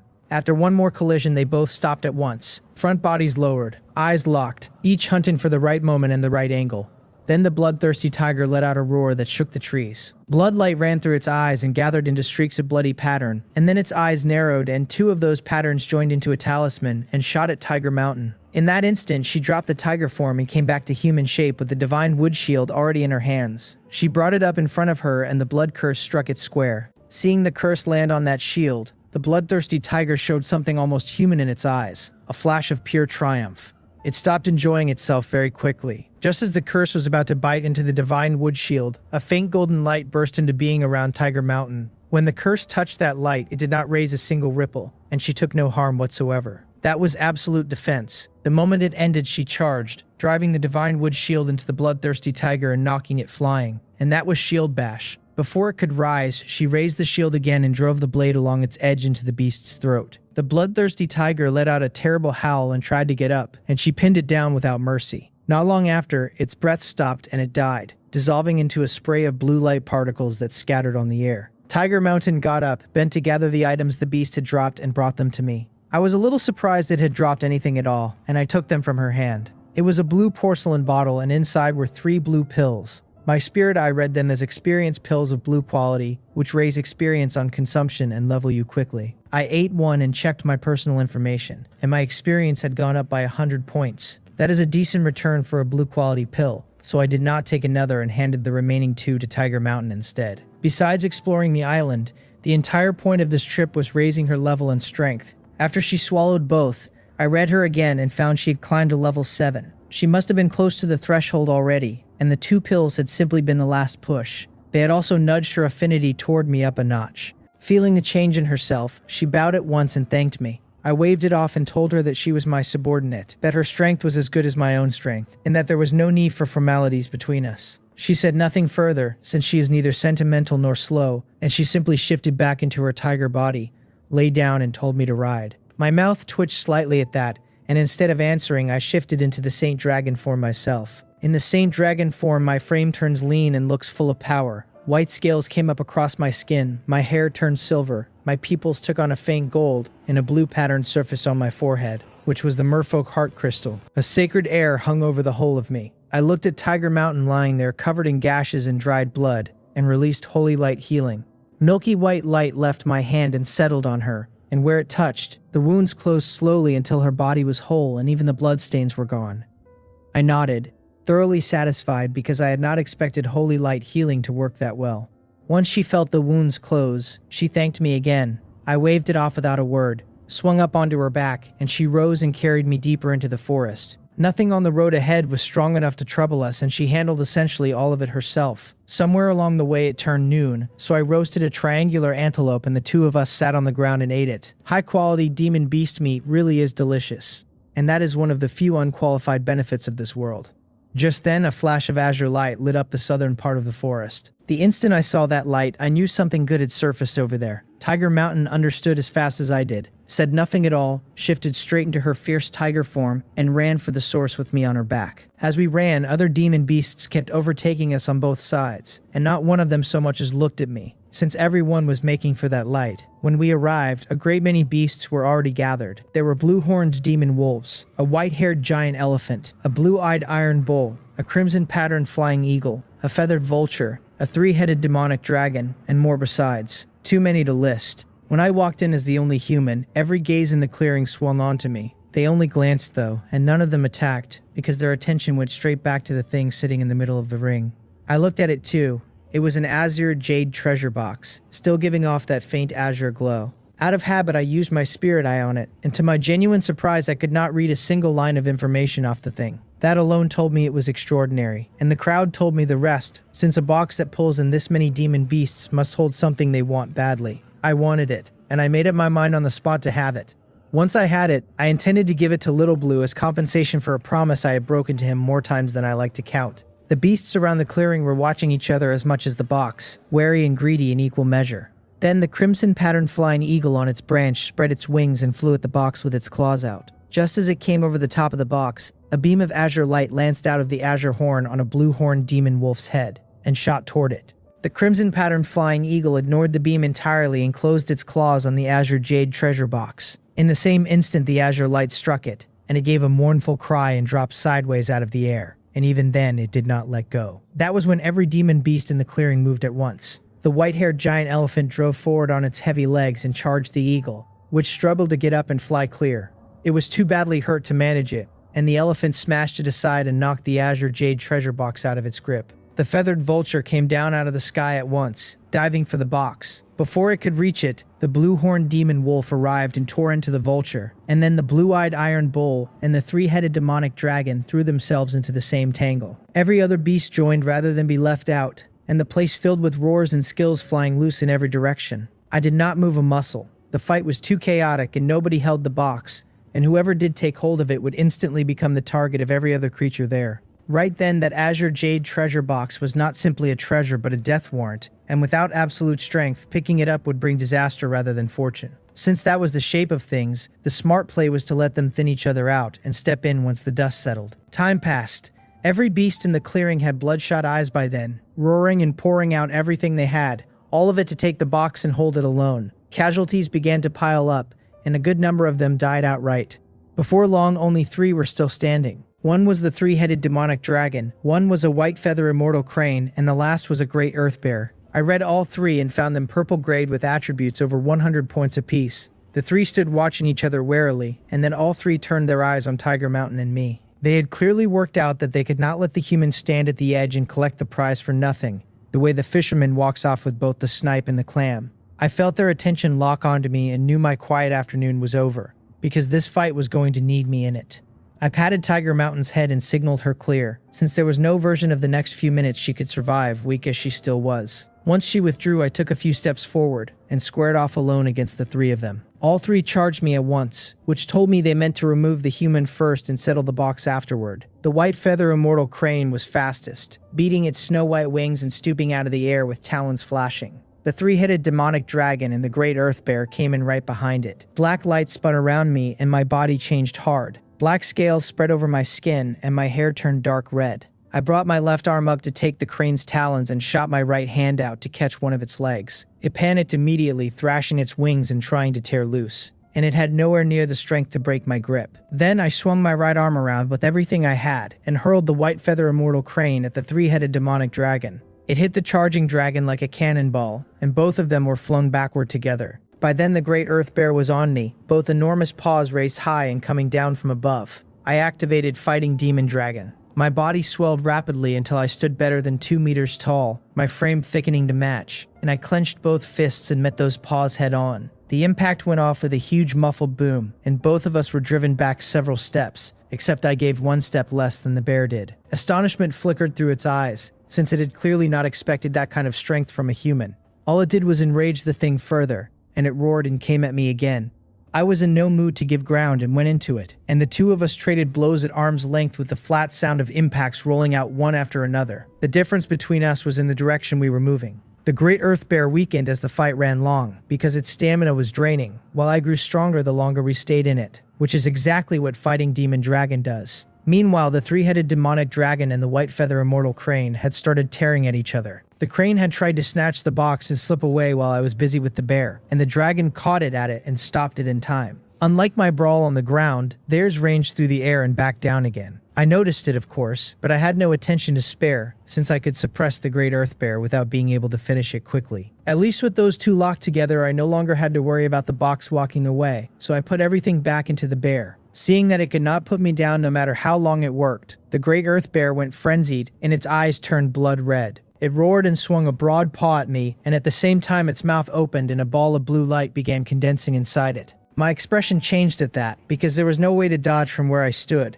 I threw both hands up and caught the bear's paws, and the blue light ball came out of its mouth and flew straight at my head. In the instant before it landed, a layer of battle armor swept over my entire body. It was dark red, running up from my feet all the way over my head, until nothing of me was uncovered. The light ball struck the armor across my skull and blew me backward through the air, and the great earth bear roared in delight and charged after me. I came down hard and stayed down, my head splitting and my vision swimming. Then my thoughts steadied and I understood what had happened, because the demon dragon armor is a genuinely extraordinary thing with astonishing defense.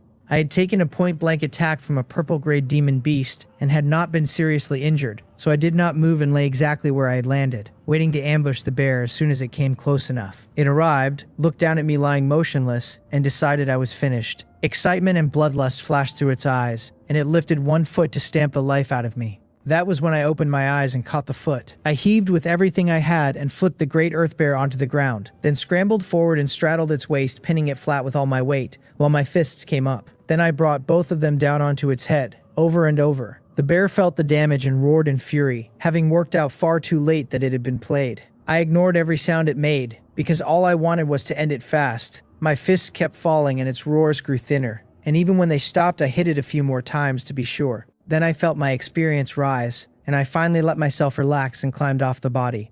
I let out a long breath. That was my first real close-quarters fight against a purple-quality demon beast, and while it had been dangerous in places, the whole thing had been thrilling in a way I did not expect. Then I turned to the other battlefield. The struggle between the three-headed demonic dragon and the white feather immortal crane had climbed to its peak and was heading for an ending, and the dragon held every advantage. The crane was barely coping and looked set to fall soon, and it fell exactly as I expected, one of the dragon's heads closing on that slender neck. I did not hesitate a breath and charged the three-headed demonic dragon, because there was no easy path to the azure jade treasure box that did not go through it. The dragon understood the same arithmetic and ignored the box on the ground to come at me instead. All three of its heads bit at me together. I twisted away from the bites, flashed around to its flank, and drove a kick into its side, which sent it tumbling backward twice over, until it slammed into a tree. I sprinted after it. As I closed, its three mouths opened together and a black light ball formed inside each one. The three balls came out at once and I dodged two of them, and the third gave me no room, so I took it on my crossed arms. It threw me straight back and I landed knowing the attack had carried the dark attribute. My Saint Dragon form would have given me 50% resistance to exactly that. I had no intention of using it yet though, because I wanted to know what the demon dragon form was actually worth. Dark red mist rose off my body and a layer of blood red washed over my eyes. That was demon blood boiling, which lifts my combat power by 30%, and stacked on fighting demon dragon growing stronger the longer a fight runs. I was fully in my fighting shape. I charged again, and the three-headed demonic dragon came to meet me, and we closed to arm's length once more, which told me it could not throw magic again so soon. We traded strikes and wounds opened all over its body while my demon dragon armor took its share of damage in return. On balance, I held the advantage, since nothing serious had gotten through to me and all I felt was a slight fluctuation in my vital energy. The dragon read the same situation and did not like it, so it disengaged, beat its wings and climbed into the air. It meant to use height against me, and it hovered up there looking down with something mocking in its eyes. I smiled behind the mask of the armor, because I knew exactly what it intended, and knew the plan was about to fail. I activated the demon dragon form skill Magic Dragon Wings. A pair of dark red wings unfolded from my back, each 2 meters long as I am tall. The three-headed demonic dragon visibly froze at the sight of wings on a human's back, since that was well outside anything it expected. I beat them once, and rose, and man and demon beast went at it again in open air. I dodged another of its magic attacks, came up above it, locked my hands together, raised them high and hammered them down onto its waist. The blow drove it out of the sky and slammed it into the ground hard enough to throw up clouds of dust. By that point, I had the full measure of my own strength. In the demon dragon state, even without the 50% dark resistance to lean on, I was enough to suppress the three-headed demonic dragon, and I still could not put it down quickly. So I stopped wasting time and changed forms, shifting into the Saint Dragon state, and the magic dragon wings on my back turned from dark red into pure white holy dragon wings. I put my right hand out in front of me, and a sword of light formed in it. That was Holy Light Sword. I raised it and cut down at the three-headed demonic dragon lying on the ground, and a blade of pure white light tore free of it, which was Holy Light Slash. The slash dropped fast and split into the dragon's body, and it let out a howl of pure pain. From the air I could see clearly that the Holy Light Slash had cut the three-headed demonic dragon in half at the waist. It struggled a little while longer and then went quiet. I came down beside the body, drew the Holy Dragon Wings back in, and let light rise off my own body as I cast Holy Light Healing to put myself back together. Before long my vital energy settled, and the whole of me felt far more comfortable and not nearly so worn down. The Saint Dragon form drained out of me once the field went quiet, and I walked over to the azure jade treasure box. Something glinted where the great earth bear had fallen, so I detoured and picked it up. It was a skill stone, Earth Rock Armor, purple quality granting the Earth Rock Armor skill on use, restricted to warrior-related professions. My eyes lit up, because that might as well have been cut to measure for Tiger Mountain, my key defensive hero at the moment. She came up while I was still reading it, back in her human shape, and stared at me so openly that I asked her what the look was for. She told me plainly that her lord was truly too powerful. It was the first time she had watched me go all out, and she had not expected anything close to it. Raw physical strength was the currency her tiger clan measured warriors by, and a fighter built that way held very high standing among them. She had taken me for a frail mage, since I had healed her injuries on the first day. Instead, she had watched me trade blows with a giant bear and a demon dragon at close range and override both.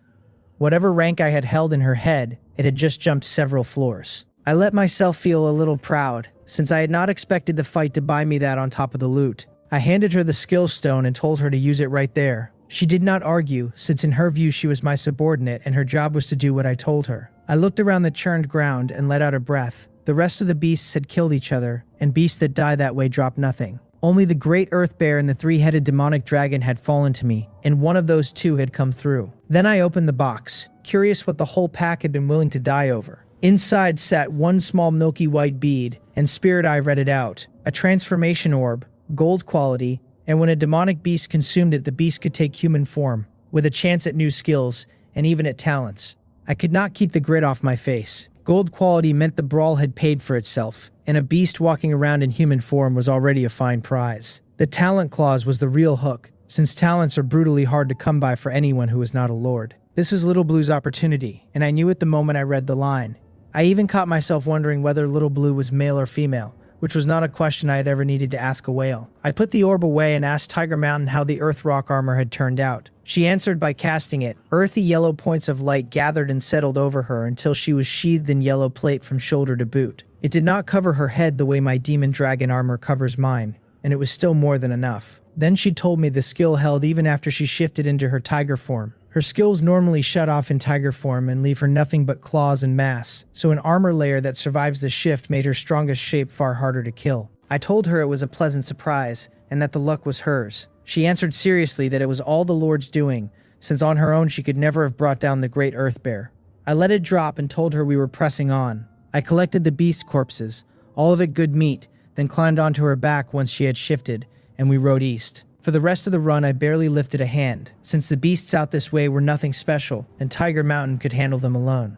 A pattern formed as we went. The demonic beasts east of my territory ran weak, and the further north I pushed, the meaner they got, which almost certainly tied back to that mountain range. I guessed that everything genuinely dangerous lived north of the ridgeline. After one more kill, the trees around us thinned badly, and I wondered whether we were coming out the far side of the forest. Further on, the trees went scarcer still, thin and young, as if the ground had only recently grown them. Then the view opened and a small river came into sight, 3 meters or so across, clear and slow. I gave the water one glance and put my full attention on the far bank, because the far bank had a camp on it, a wide clearing, and inside it a wall of thick logs enclosing roughly 1 square kilometer, with several black demonic leopards prowling the outside on patrol. The camp gate swung open while I was still counting them, so I backed into the tree line and went still. Somebody was coming down toward the river, and I knew nothing yet about what lived in there. I was not about to move blind, even so my mood lifted, because a camp that size would solve the one problem money could not fix for me, which was bodies. All I needed was to learn what race they were and how hard they hit. The figure that reached the water made me raise my eyebrows, barely 1.5 meters tall and not human. She had white cat ears standing up in her hair and a fluffy white tail swinging behind her, which made her White Cat Clan. That raised a question, since I had just watched demonic leopards patrolling the perimeter. Were the white cats prisoners the leopards were guarding? Cat Shadow crouched at the edge of the stream and washed the silver-white fish one at a time, her mind somewhere else entirely. Her older sister, Mio Ryong, had awakened a talent that very day, and nothing had made her that happy in years. Nobody in the White Cat Clan had ever awakened a talent except the White Cat Chieftain himself. For people with no lord standing over them, one talent inside the clan was the difference between living and being erased. Their whole survival on this island rested on the chieftain's talent, and without it, some other race or some hungry pack would have finished them long ago. He was old now, and the fear had been spreading quietly that when he was gone, there would be nobody left to shield them. That fear had evaporated overnight. 2 talents in one camp meant the clan would grow strong fast, so they had hauled out their stores and were putting on a feast. Her hands moved quicker just thinking about it, and a basket of silver fish stopped feeling like a chore at all. She meant to eat tonight until she could not stand, starting with as much fried yellow croaker as anyone would let her have. I watched a smile keep breaking across the little white cat's face while she scrubbed those fish, and I got more confused, not less. Nobody looks that pleased about being a slave,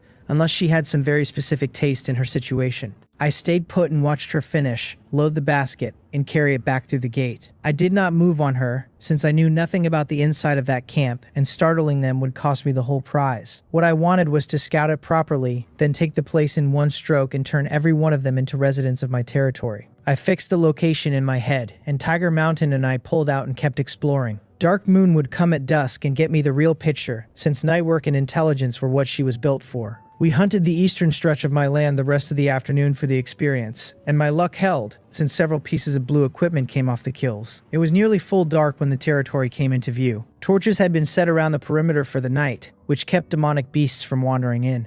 Siop Pin was waiting the moment I stepped into the Lord's manor. He bowed and reported that all the soldiers had trained without incident and there had been no casualties. I asked how much stone had come out of the ground today, and he answered at once that the total was 2,000 blocks, since he had guessed the question was coming. That meant the city wall could go up tomorrow. I told him to set the night patrols. He assured me it was handled, then bowed his way out. I sent Tiger Mountain off to rest, and went to my own room, where Dalgi and Ha Changde were waiting, and Huahua, of course. Huahua came off the floor the instant she saw me and locked her arms around my neck and her legs around my waist. I said nothing and carried her to the sofa.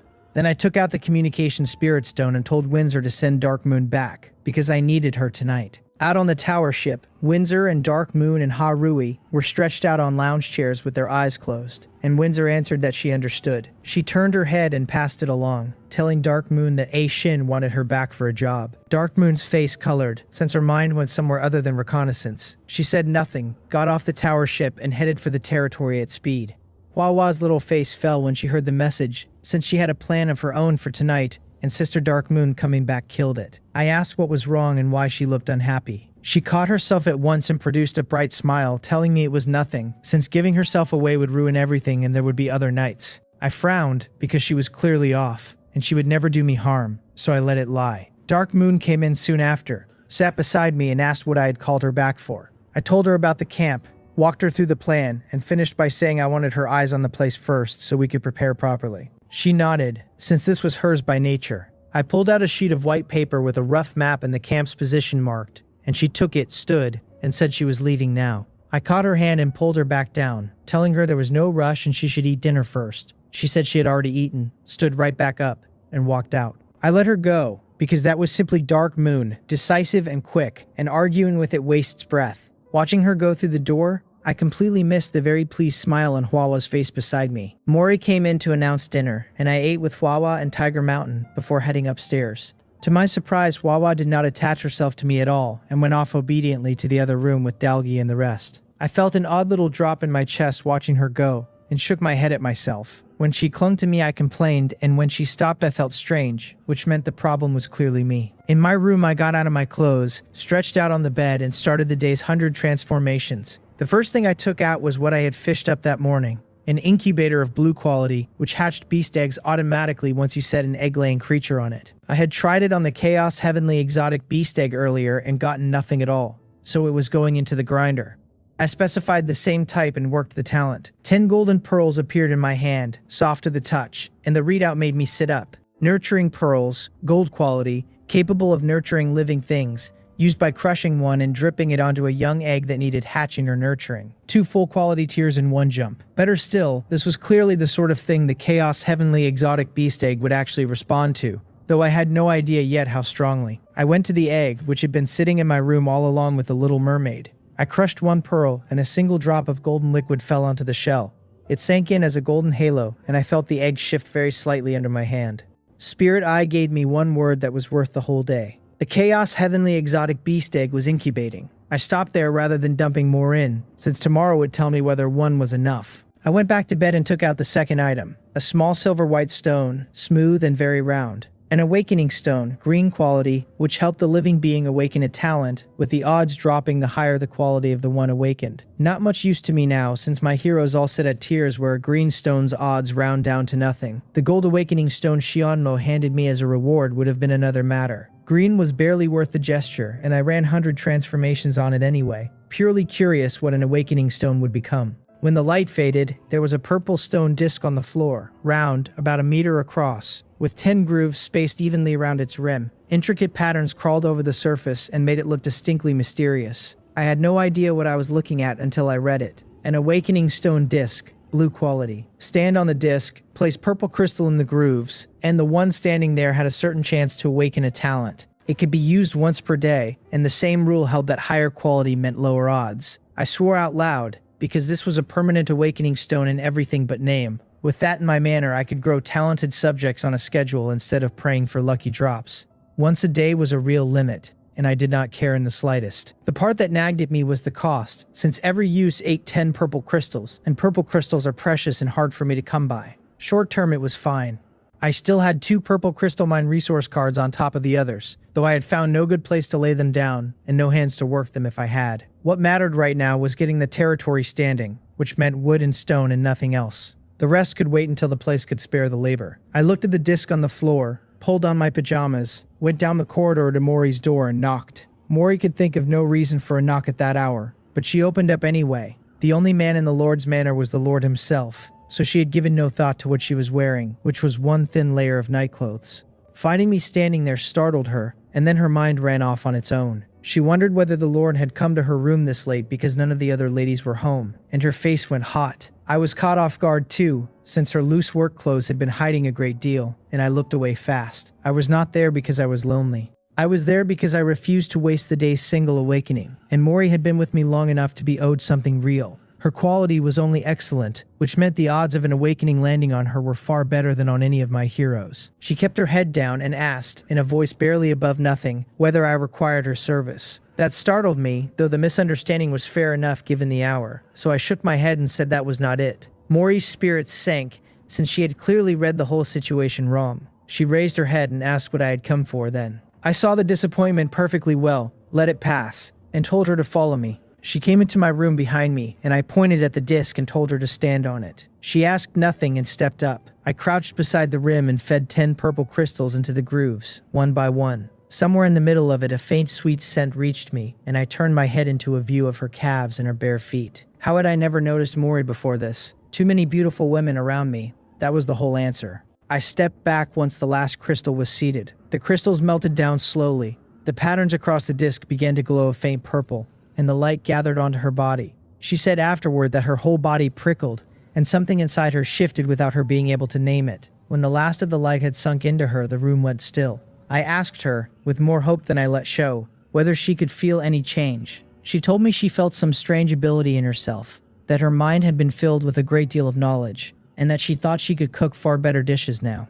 That was an awakening, plain as day, and her luck had been good. I pulled up her panel to be sure. Mori, excellent quality, level 4, strength 16, agility 15, defense 16, profession chef, ability to create all manner of delicious food, and there at the bottom, a line that had never been there before. Talent, empowerment. The name told me nothing about what it did, and the panel would not elaborate, so that would be a slow discovery. She asked, uneasy now, whether something was wrong. I smiled and told her it was a good thing that she had awakened a talent called empowerment, and that she would have to work out for herself what it did. Her eyes lit up, because it meant she might finally help her lord beyond the kitchen. She promised to figure it out as fast as she could, and hopped down off the disc. I told her it was fine, and that she could go back to her room, and I kept my eyes somewhere safe while I said it. If she had stayed much longer, I could not have promised how the evening would end. Her happy expression dimmed a shade, but she said nothing and left obediently, and I let out a breath once the door shut. I am no saint. I also had no interest in collecting every woman who crossed my path. Beyond that, Mori's quality was too low for her to walk the whole road with me, unlike Windsor and Dark Moon and the others. I put all of it out of my head, went back to the bed, and ran my last 100 transformations of the night. The item was a piece of black clothing I had taken off a phantom fox, a 1,000-layered robe of blue quality, which could change its own shape at the wearer's will. Fairly useless to me, though I suspected any girl would adore it, since one garment meant an entire wardrobe. This time I did not specify a type, and let the transformation run at random. When it finished, I was holding a piece of black clothing. I stared at it and wondered whether the talent had finally failed on me, and then I read it. 1,000 transformations, purple quality, and wearing it let the wearer change body shape at will.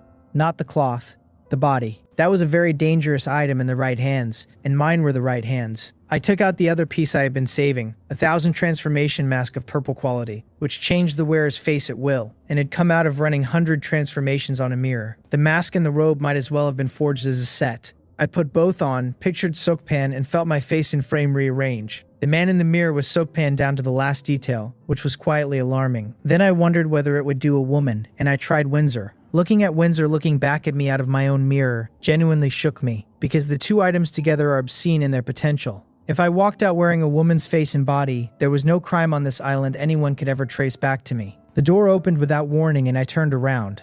Manhwa stood there staring at me in a thin nightgown, which I registered rather more sharply than I should have. She asked, completely blank, why Sister Windsor was back, since her plan had just collided with something she could not explain. I pulled off the mask and the robe and let my own face come back, which turned her confusion into open bewilderment, as Sister Windsor became the lord in front of her. I explained the two items until she understood. Then I asked what she was doing here, and whether something was wrong, knowing perfectly well what she was doing here. Nobody else was coming home tonight, and Mori had left me in no condition for noble restraint, so this time I did not send her away. She told me she had come because she was afraid I would be bored alone and wanted to keep me company, and I told her to come over. Something delighted flashed through her eyes, and she launched herself at me, and I carried her to the bed. Later, with my arms full of her, I asked why she ran so hot.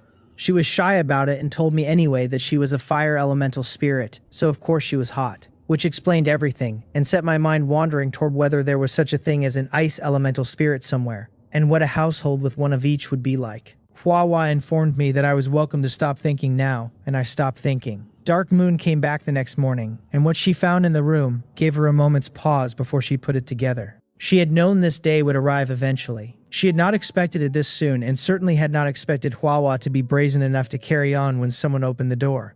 Manhwa saw her perfectly well, gave her a bright little smile from where she was tucked against me, and asked Sister Dark Moon whether she wanted to join.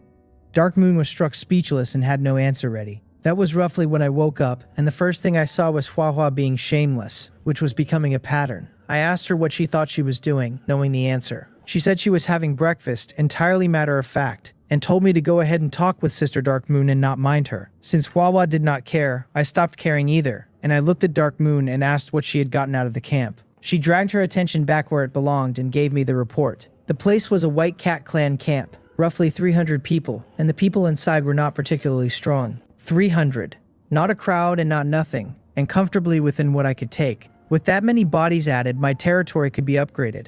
One thing still bothered me, so I asked about the demon leopards. Dark Moon answered that the rank and file were nothing special, but the clan held two talented individuals. The leopards belonged to the clan leader himself, whose talent was beast control, though his own strength was limited and he could not control anything above blue quality. That surprised me, since two talents in a camp that small was a rich haul. I asked about the second one. She said that one had awakened only the day before and she had not learned what the talent was. Her expression dimmed because coming back with an incomplete picture bothered her. I was about to say something comforting when Manhwa chose that exact moment to make her presence felt, and I hissed and jumped half out of my skin. Manhwa informed me serenely that a proper breakfast needs protein, and that I was the one who had told her it was nutritious. Neither of us had anything to say to that. Dark Moon certainly no longer needed comforting. The two of us moved on to the actual work, and started planning how to take the camp without leaving a single loose thread.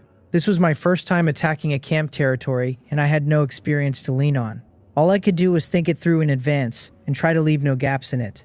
By the time Manhwa had finished her breakfast, we had finished the plan. I got up and washed and went down to eat with Dark Moon, and at the table I could not resist asking Manhwa why she was not having breakfast. She was not embarrassed in the slightest and announced that she had already eaten and wasted none of it. Mori and Tiger Mountain looked at her strangely, since nobody in the manor had seen her eat anything. My face locked up because there is no recovering from that kind of directness, and Dark Moon allowed herself a small smile at my expense. I gave up teasing anyone, laughed it off, and changed the subject. I will say this much for Manhwa. Whatever she commits to wholeheartedly. She then announced across the table that she wanted breakfast again in the future, and I declined to respond, because I was not yet equipped to handle anyone that blunt. After the meal, I handed the resource fishing rod to Dark Moon, and sent her and Manhwa off to the ship with the food, while I rode Tiger Mountain toward Heiha Lake. I had come home too late the previous night to go looking for Little Blue, and now I could not wait any longer to see what the change had done to him. Little Blue had shrunk himself down and was cruising lazily around Heiha Lake, and the moment he spotted me he came surging to the bank making delighted noises. I rubbed his head and took out the transformation orb, the small gold quality bead that lets a demonic beast take human form with a chance at new skills or even talents. Then I fed it to him. His whole body went still after he swallowed it. Wisps of blue mist rose off him and thickened, curling and surging until they had swallowed him completely. I stood there staring, because I had assumed this would be instant and clearly it needed time. Rather than stand around, I looked over the lake and took out 2 resource cards. A fish micro-resource card, white quality, used in the rivers and lakes of the territory to seed fish and add another food source for my people. A juicy peach small orchard resource card, green quality, which gave me an orchard of peaches heavy with juice, taken off a kill during yesterday's hunting. I used both. The cards broke into 2 streams of light, one diving into Hale Lake and one landing on the shore. A dense stand of peach trees rose along the bank with small hard fruit already on the branches, nowhere near ripe. There had always been a few fish in Hale Lake, never many, and now I could see them moving in shoals under the surface. That stock was for my people. Little Blue never touches the lake fish anyway. He goes out to sea to hunt, because sea fish are better eating and they push his level. And yesterday he spent the entire day out there. If he fed himself out of Hale Lake, the lake would be empty inside a week. Right about then the blue mist began to thin, and I turned to watch, genuinely eager to see what my whale had become. When the last of the mist cleared, I got my answer, and it was not the one I had been guessing at. She stood about 1 7/10 meters tall, slender and evenly built, in a long black dress trimmed with gold, and her silver white hair lifted in the wind off the water. Deep blue pupils, a high nose bridge, pale skin, mysterious, noble, and cold. That was the whole of my first impression, and it took me a moment to square it with the creature that used to tow my boat. She came forward, bent at the waist, and thanked me, and I read her information while I got my composure back. Little Blue, golden mark silver horn whale, gold quality, level 8, strength 62, agility 58, defense 58. Her skills ran impact, bite, thundersword, thunderstorm, giant wave, and transformation. And 2 new entries had joined them, shapeshift and chain lightning. Her luck on the orb had been excellent, since she had come out of it with 2 skills rather than 1. I told her she did not need to be that formal with me, and looked at her properly again. Like Windsor, Little Blue had been at my side from the very first day, and nobody else had been with me longer. In the early stretch, when I had nothing but a hull and open water, my boat moved because she moved it, and that is not a small debt. She straightened up and agreed, plainly overjoyed, because she could feel how close her lord held her, and that closeness made her feel safe. I told her we were going to look in on the ship, gathered her up onto Tiger Mountain with me, and took the teleportation array across. The ship was still at anchor, which meant Windsor and the others had not gone out to hunt yet. I brought Little Blue aboard, and Ha Chung-dae, Dalgi, Ha Rui, and Hua Hua all crowded around me at once. I settled them down, then went over to Windsor and introduced Little Blue to her and the rest. I asked whether the fishing was finished, and Windsor said there was 1 cast left, so I laid out the day. Finish the fishing, then hunt, and in the afternoon keep exploring the island. Then I let the edge into my voice and said that when evening came, we moved on the White Cat clan. Windsor nodded, since Dark Moon had already briefed her. Then Windsor mentioned almost in passing that a good number of ice floes had appeared out on the sea. I turned that over. This week's disaster was still built around cold, and it was going to bite harder than the last one, because the previous cold wave never put ice on the water. We were on the 4th day, which is where these things turn cruel. What genuinely surprised me was that I felt no cold at all on the island, and even on the docked ship there was nothing worse than a slight chill. Establishing a territory seemed to have moved me into some stage where the sea's disasters no longer reached me. Planting my territory early was paying dividends I had never thought to ask for. I did not wait for Windsor's last cast. I took the white stone she had earned from yesterday's hunting, climbed onto Tiger Mountain, and went back to the territory. At the military area, I got ready to summon another round of troops. Between the white stone off yesterday's island kills, what Windsor handed over, and what was left after yesterday's summons, I had about 17,000 white stone in hand. This time I passed on purple quality troops. They hit hard, and there are never enough of them, and with a camp assault coming, I needed numbers rather than specialists. The White Cat clan were not strong as a whole, so green and blue were exactly right. I summoned 5 red marked pythons and 5 rock giants, 10 blue quality troops in all. The red marked python ran 3 meters long and 20 centimeters thick, black-bodied with red patterning across the scales.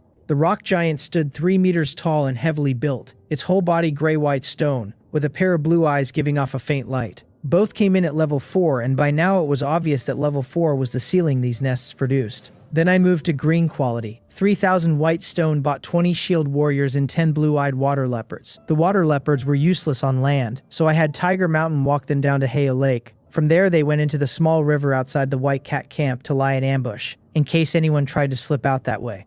That left about 7,000 white stone, enough for 1 more blue wave, so I summoned 5 bewildering trees. They stood only 3 meters, all dry twisted branches, and their skills were almost entirely interference and support, which suited them to holding the territory rather than storming a wall. The interesting part was that they could move. If I could get more nests of these later, then paired with the defense towers and arrow towers inside the territory, the effect would be worth double. Under 3,000 white stone left, so I stopped summoning and spent some of it buying wood from Wang Mok. I was hitting the camp tonight, and if it went the way I intended, I would come home with a great many new residents. So housing had to exist first. I put up 30 more residential buildings a good distance from the existing block, at 600 wood. Building them apart was deliberate, since 2 races meeting for the first time find friction easily, and these white cats would be arriving as captives. 30 buildings housed 150 people, and by Dark Moon's count there were around 300 white cats. Not enough, so I turned to upgrading since a white quality building can be upgraded once, a green one twice, and so on up the tiers.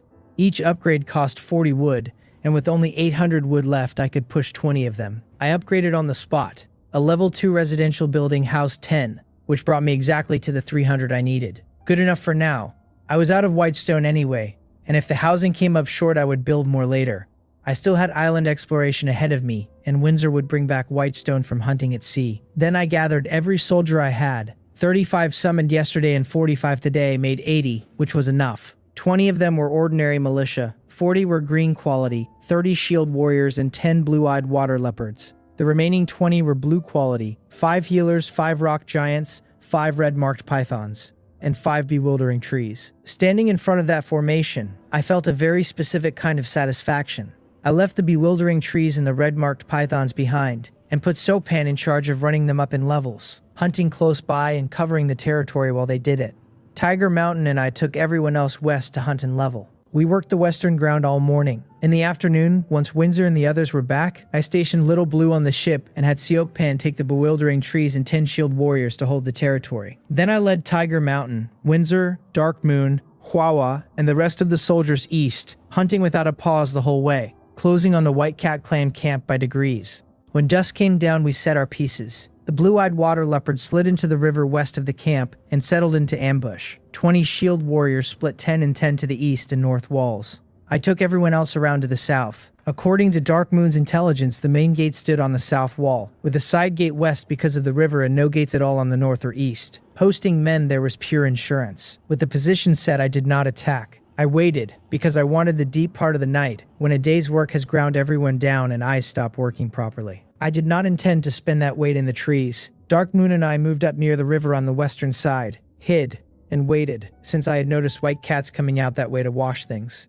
The choice paid off quickly. A white cat clansman came through the side gate, walked down to the bank, took a load out of a basket, and started washing. I came up on him, clamped a hand over his mouth, and struck the side of his neck until he went limp. Killing him would have been easier, and I did not want to waste a territory resident on convenience. What I wanted was to subdue this camp rather than conquer it, since that path meant fewer casualties and more profit. A corpse in the river would only have bought me hatred. I took out the 1,000 transformation mask and the 1,000 transformations robe, put them on, and became the man at my feet. Then I finished washing whatever was in his basket and walked toward the camp with Dark Moon folded into my shadow. I made no attempt to sneak. I strolled up to the side gate like a man who lived there. 2 demon leopards came out to meet me, and one of them put its nose close and sniffed. My pulse jumped, because a mask fixes a face and does nothing about a scent. If this animal called it, the whole plan came apart at the gate. It sniffed once, lightly, and walked away. I let my breath out and thanked myself for having forced down my disgust earlier and hugged that unconscious white cat until his smell was all over me. Once inside, the first thing I did was drop the basket into my storage ring. The second was to change my face again, into a white cat nobody in the camp knew. Sooner or later, I would walk past somebody who knew the man I had copied, and as a stranger, all I got was people keeping their distance. So I wandered the camp freely. It was small, that 1 square kilometer, mostly residential buildings with a few simple support trades scattered through, tailor shops and the like. 9 watchtowers stood along the walls, 3 at the main gate on the south side, and 2 on each of the others. 2 bowmen to a tower. Beyond them, there were no defensive works at all. There were plenty of white cats around, most carrying bows or a long knife and shield, which told me they would pick a fight the second anything went wrong. Their strength was another matter. Most were clearly ordinary quality, with only a small number reaching excellent or outstanding. None were real soldiers. They had no skills at all and fought on basic drill and whatever their raw attributes gave them. Once I had all of that fixed in my head, I went back to the main gate and left Dark Moon there. The moment I moved, she would open the gate from the inside and let Windsor and the rest through. With everything in place, being exposed stopped mattering, so I walked straight for the most conspicuous building in the camp. Nobody stopped me or questioned my route, and I found myself quietly amazed at how loose the security was. In fairness, it was not really their failing. They had been on this island a long time without a raid by another race, so the only thing they guarded against was demonic beasts, and demonic beasts do not infiltrate camps. The building was all wood, 2 floors, with 1 clansman at the main entrance. He came over and hit me with 3 questions in a row: who I was, how it was he had never seen me before, and what business I had with the clan leader. I smiled, walked closer, glanced around, saw nobody, and put him out with a hand over his mouth. Then I dragged him inside and set him down in a corner. Whether anyone found him made no difference, since the time I had left was more than enough to reach the White Cat clan leader. The plan from here was to take the clan leader alive if I could, and use that leverage to have him bring his clan under me. I fully intended to promise him that his people would live on the same terms as my own territory residents, with no discrimination of any kind.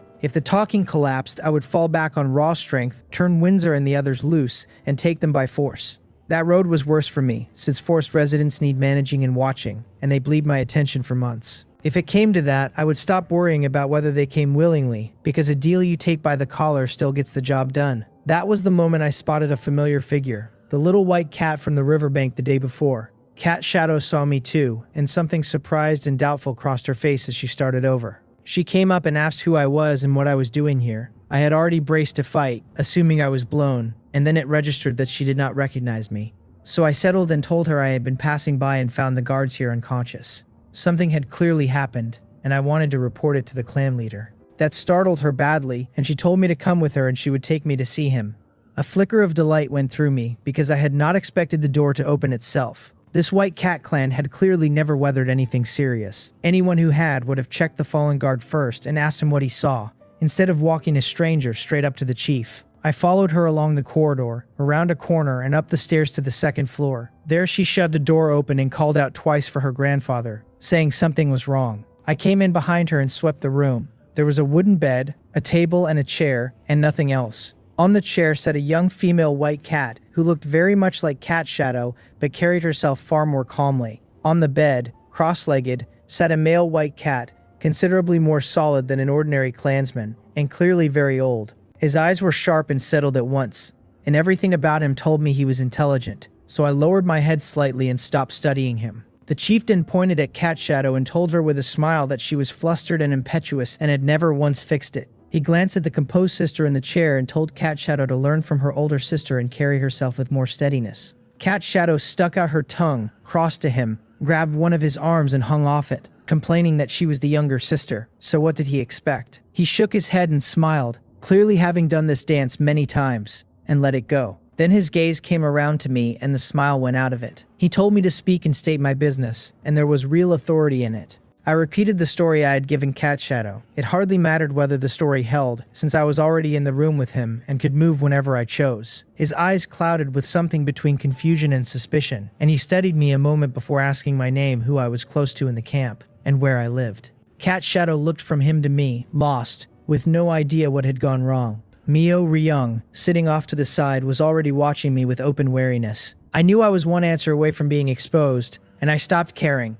I straightened up, looked the chieftain in the eye, and told him plainly that my name was Ha Shin and that I had only recently arrived on this island. I had come to the White Cat clan leader to make the White Cat clan my subordinates. Then I dropped the disguise and let them see my real face. All 3 of them jolted and stared at me with their guard fully up. The chieftain came off the bed in one motion and drove a thick arm straight at me. I only smiled, dropped into Demon Dragon form, and called up Demon Dragon armor. I had read him the moment I entered the room. Excellent quality, level 18. Attributes hovering around 120, and he had clearly poured points into agility, which left his strength lower still. A man swinging with under 120 strength was not going to trouble Demon Dragon armor. The chieftain was not surprised that I stood there and took it, which told me something about him. He simply grew more careful, and his mood dropped because he read my stillness as absolute confidence rather than slow reflexes. His fist landed on my chest, and I did not so much as rock back, which settled the argument. Before he could withdraw, I caught his arm, hauled him in hard, and locked my other arm around his throat. He had no skills to answer with. His profession was minor, so all he had was brute strength and whatever technique the years had given him, along with his talent, beast control.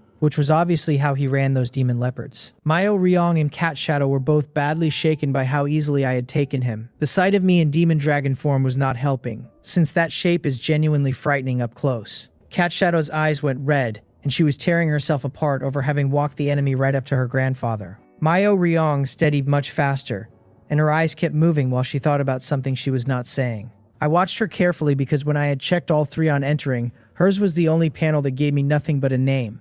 That blank told me she was the second talent and nothing about what the talent did, which I disliked intensely. Cat Shadow's voice cracked as she begged me to let her grandpa go. I ignored her and spoke to the chieftain instead, telling him I had no interest in hurting him and only wanted him to bring his clan under me as my subordinates. He snarled that I could forget it, and that he would die before he let his clan become anyone's subordinates. My words had landed on an old wound, because what he heard in them were the Sea Raiders. His White Cat clan had been taken off another island by raiders who intended to sell them to the slave city. The slave fleet ran into enormous waves and capsized, and by sheer luck his people seized a small boat and drifted to this island. Even so, they lost a great many along the way. The clan had numbered more than 1,000 once, and after years of clawing their way back it stood at about 300. The stranger in front of him was speaking beautifully now, asking them to be his subordinates, and the chieftain had heard beautiful speech before. If he handed his people over and this one deceived them the way the last ones had, the White Cat clan would not survive it. So there was no agreeing, not on any terms, and he would fight until he was dead to stop it. I did not know any of that, so all I felt was bafflement at how immovable this old man was,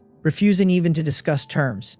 Since he would not talk, force was the only lever left and I could discipline them into shape afterward. It did mean the fight was unavoidable, and casualties stopped being something I could predict. I tightened my arm, meaning to put him down first, though I still had no intention of killing him, since a dead chieftain would poison the clan against me permanently. My territory was newly planted, and if there was a way to build the foundation without brutality, I wanted it. Cat Shadow and Myo Ryong saw my arm close, and both read it as an execution. Cat Shadow screamed at me not to, with tears running down her face. Myo Ryong looked straight at me and called me Lord. I turned toward her on instinct, saw the pink light swimming in her pupils, and understood far too late. The instant our eyes met, my mind fogged over, and my whole consciousness dropped into an illusion where demon beasts of every kind were tearing into me from all sides. I broke it fast. When my eyes opened, the chieftain was already out of my grip with a black axe coming down at my head. I brought out the heavenly dragon spear, caught the axe on the shaft, and drove my right foot into him hard enough to launch him. He went through the wooden wall and out of the building entirely, hit the ground below, and the clansmen came running from every direction. They crowded around him, hauling him up and shouting questions all at once. I stayed where I was and looked at Myo Ryong for a long moment, because I had been guarding against her from the second I walked in and she had taken me anyway. Her attack went straight past armor and attributes into spirit and will, which is a genuinely terrifying thing to face. Whatever showed in my eyes under the mask made both girls shiver. Then Cat Shadow moved in front of her sister, threw her arm out, and told me not to hurt her sister, her voice shaking the whole way through. Myo Ryong felt something warm move in her chest at that, and then immediate fear, because if I struck now, her sister was standing in the way. They did not need to worry. I had no interest in either of them, and least of all in hurting Myo Ryong, who was a confirmed talent and far more valuable recruited than broken. I left them both standing there astonished and jumped out through the hole in the wall, landing a short distance from the chieftain. My arrival sent a ripple of panic through the crowd, and the White Cat clansmen stared at the demon dragon armor with real fear. Then they swallowed it, took up their weapons, and formed a ring around me anyway. That told me the clan was tightly bound and would hold together under pressure, and I filed it away as a complication. I told the White Cat clan leader that we needed to talk, offering the same goodwill a second time. All he heard was a predator being polite, so he refused flatly and gave me no room to say more. Then he called in the beasts he controlled, the 2 demon leopards from the side gate and 2 demon tigers from the main gate. Dark Moon had deliberately left those animals alive so as not to tip anyone off. Now that every eye in the camp was locked onto me, she had the opening she had been waiting for. She watched the demon tigers abandon their post, dealt with the guards at the gate, threw it open and let Windsor and the others in.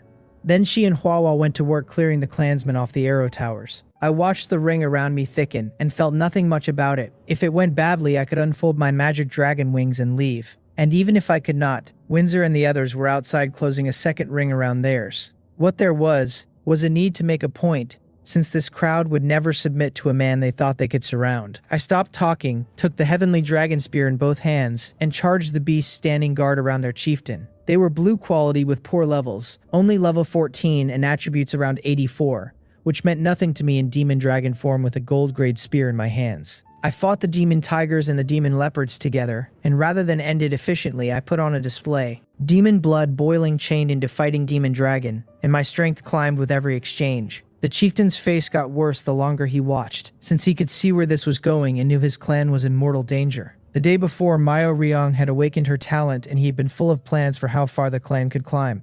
Now all he wanted was for them to come out of this night without being wiped off the island. I put one demon tiger and one demon leopard down quickly, and left the other two carrying wounds of various depths, without taking so much as a scratch. The chieftain's eyes filled with pain, and he gave the order anyway, telling his people to go in together and deal with me. He knew what it would cost. He made the call regardless, because preserving the clan was worth whatever the knight charged him. The White Cat clansmen came in behind shields and long swords, while the ones at the back put arrows into me. Every arrow that reached the demon dragon armor simply stopped there and did nothing. That was when two lights bloomed over the camp, one a burst of fire, the other a flash of white. Every white cat in the yard flinched and turned toward them, and the chieftain himself trembled as he looked. Behind them, hanging in the air, was a 3-meter angel of light with a giant sword in its hands and its double wings spread wide. Beneath it stood a woman in a pale golden gown with 20 militia at her side holding long spears, plus 2 rock giants and 2 healers. Off to their right hovered a figure in red armor with wings beating at her back and a long spear held ready. To their left stood a woman with a black cat's ears and tail beside a woman with a tiger's ears and tail. Behind those two waited 5 red-marked pythons, 3 rock giants, and 3 healers, all of them staring in. The White Cat clan looked around at what had closed on them and despaired, because everyone in that yard could feel the gap in strength. The chieftain's face went grimmer than anyone else's. The truth was that the moment I attacked without hesitation, he had known I was almost certainly not alone. He had held one thin thread of hope that he was wrong, and now the reality was laid out in the open air in front of him. He turned his head to me, then looked at Myo Ryong and Cat Shadow, who had come down to stand at his side. He fought himself over it, unsure whether to lay down resistance, though the situation was as clear as it could possibly be. There were 2 outcomes on offer: surrender now and become captives honestly, or fight to the death, lose, and be made captives anyway, which was really one outcome with 2 roads leading into it. I could see the whole argument playing out on his face, and I knew it was my turn to speak. I laid the terms out directly, because I was not going to let another misunderstanding cost anybody their life. I told him plainly that if he submitted and became my subordinate, his people would enjoy exactly the same treatment as my territory's residents, without a shred of discrimination. To my complete surprise, the chieftain and both sisters stared at me in astonishment. The old man in particular looked stunned, and after a long pause he asked, hesitantly, whether I was not a plunderer. I frowned, thoroughly lost, and asked him what plunderer he was talking about. He studied me and decided I was not acting, that I genuinely had no idea what he meant. So he tried again and asked whether I was a trial taker out of some great family. I had no idea what a trial taker was either. Seeing me still standing there blank, he arrived at one last possibility, and thinking it made his body shiver. His voice was unsteady when he asked whether I could be a trial taker after all. Trial taker. I turned the words over. By that name I probably did qualify, since the Jimson Mountain Turtle had told me long ago that I was a trial taker and that every trial taker in this cycle was human. So I nodded and told him that I was a trial taker.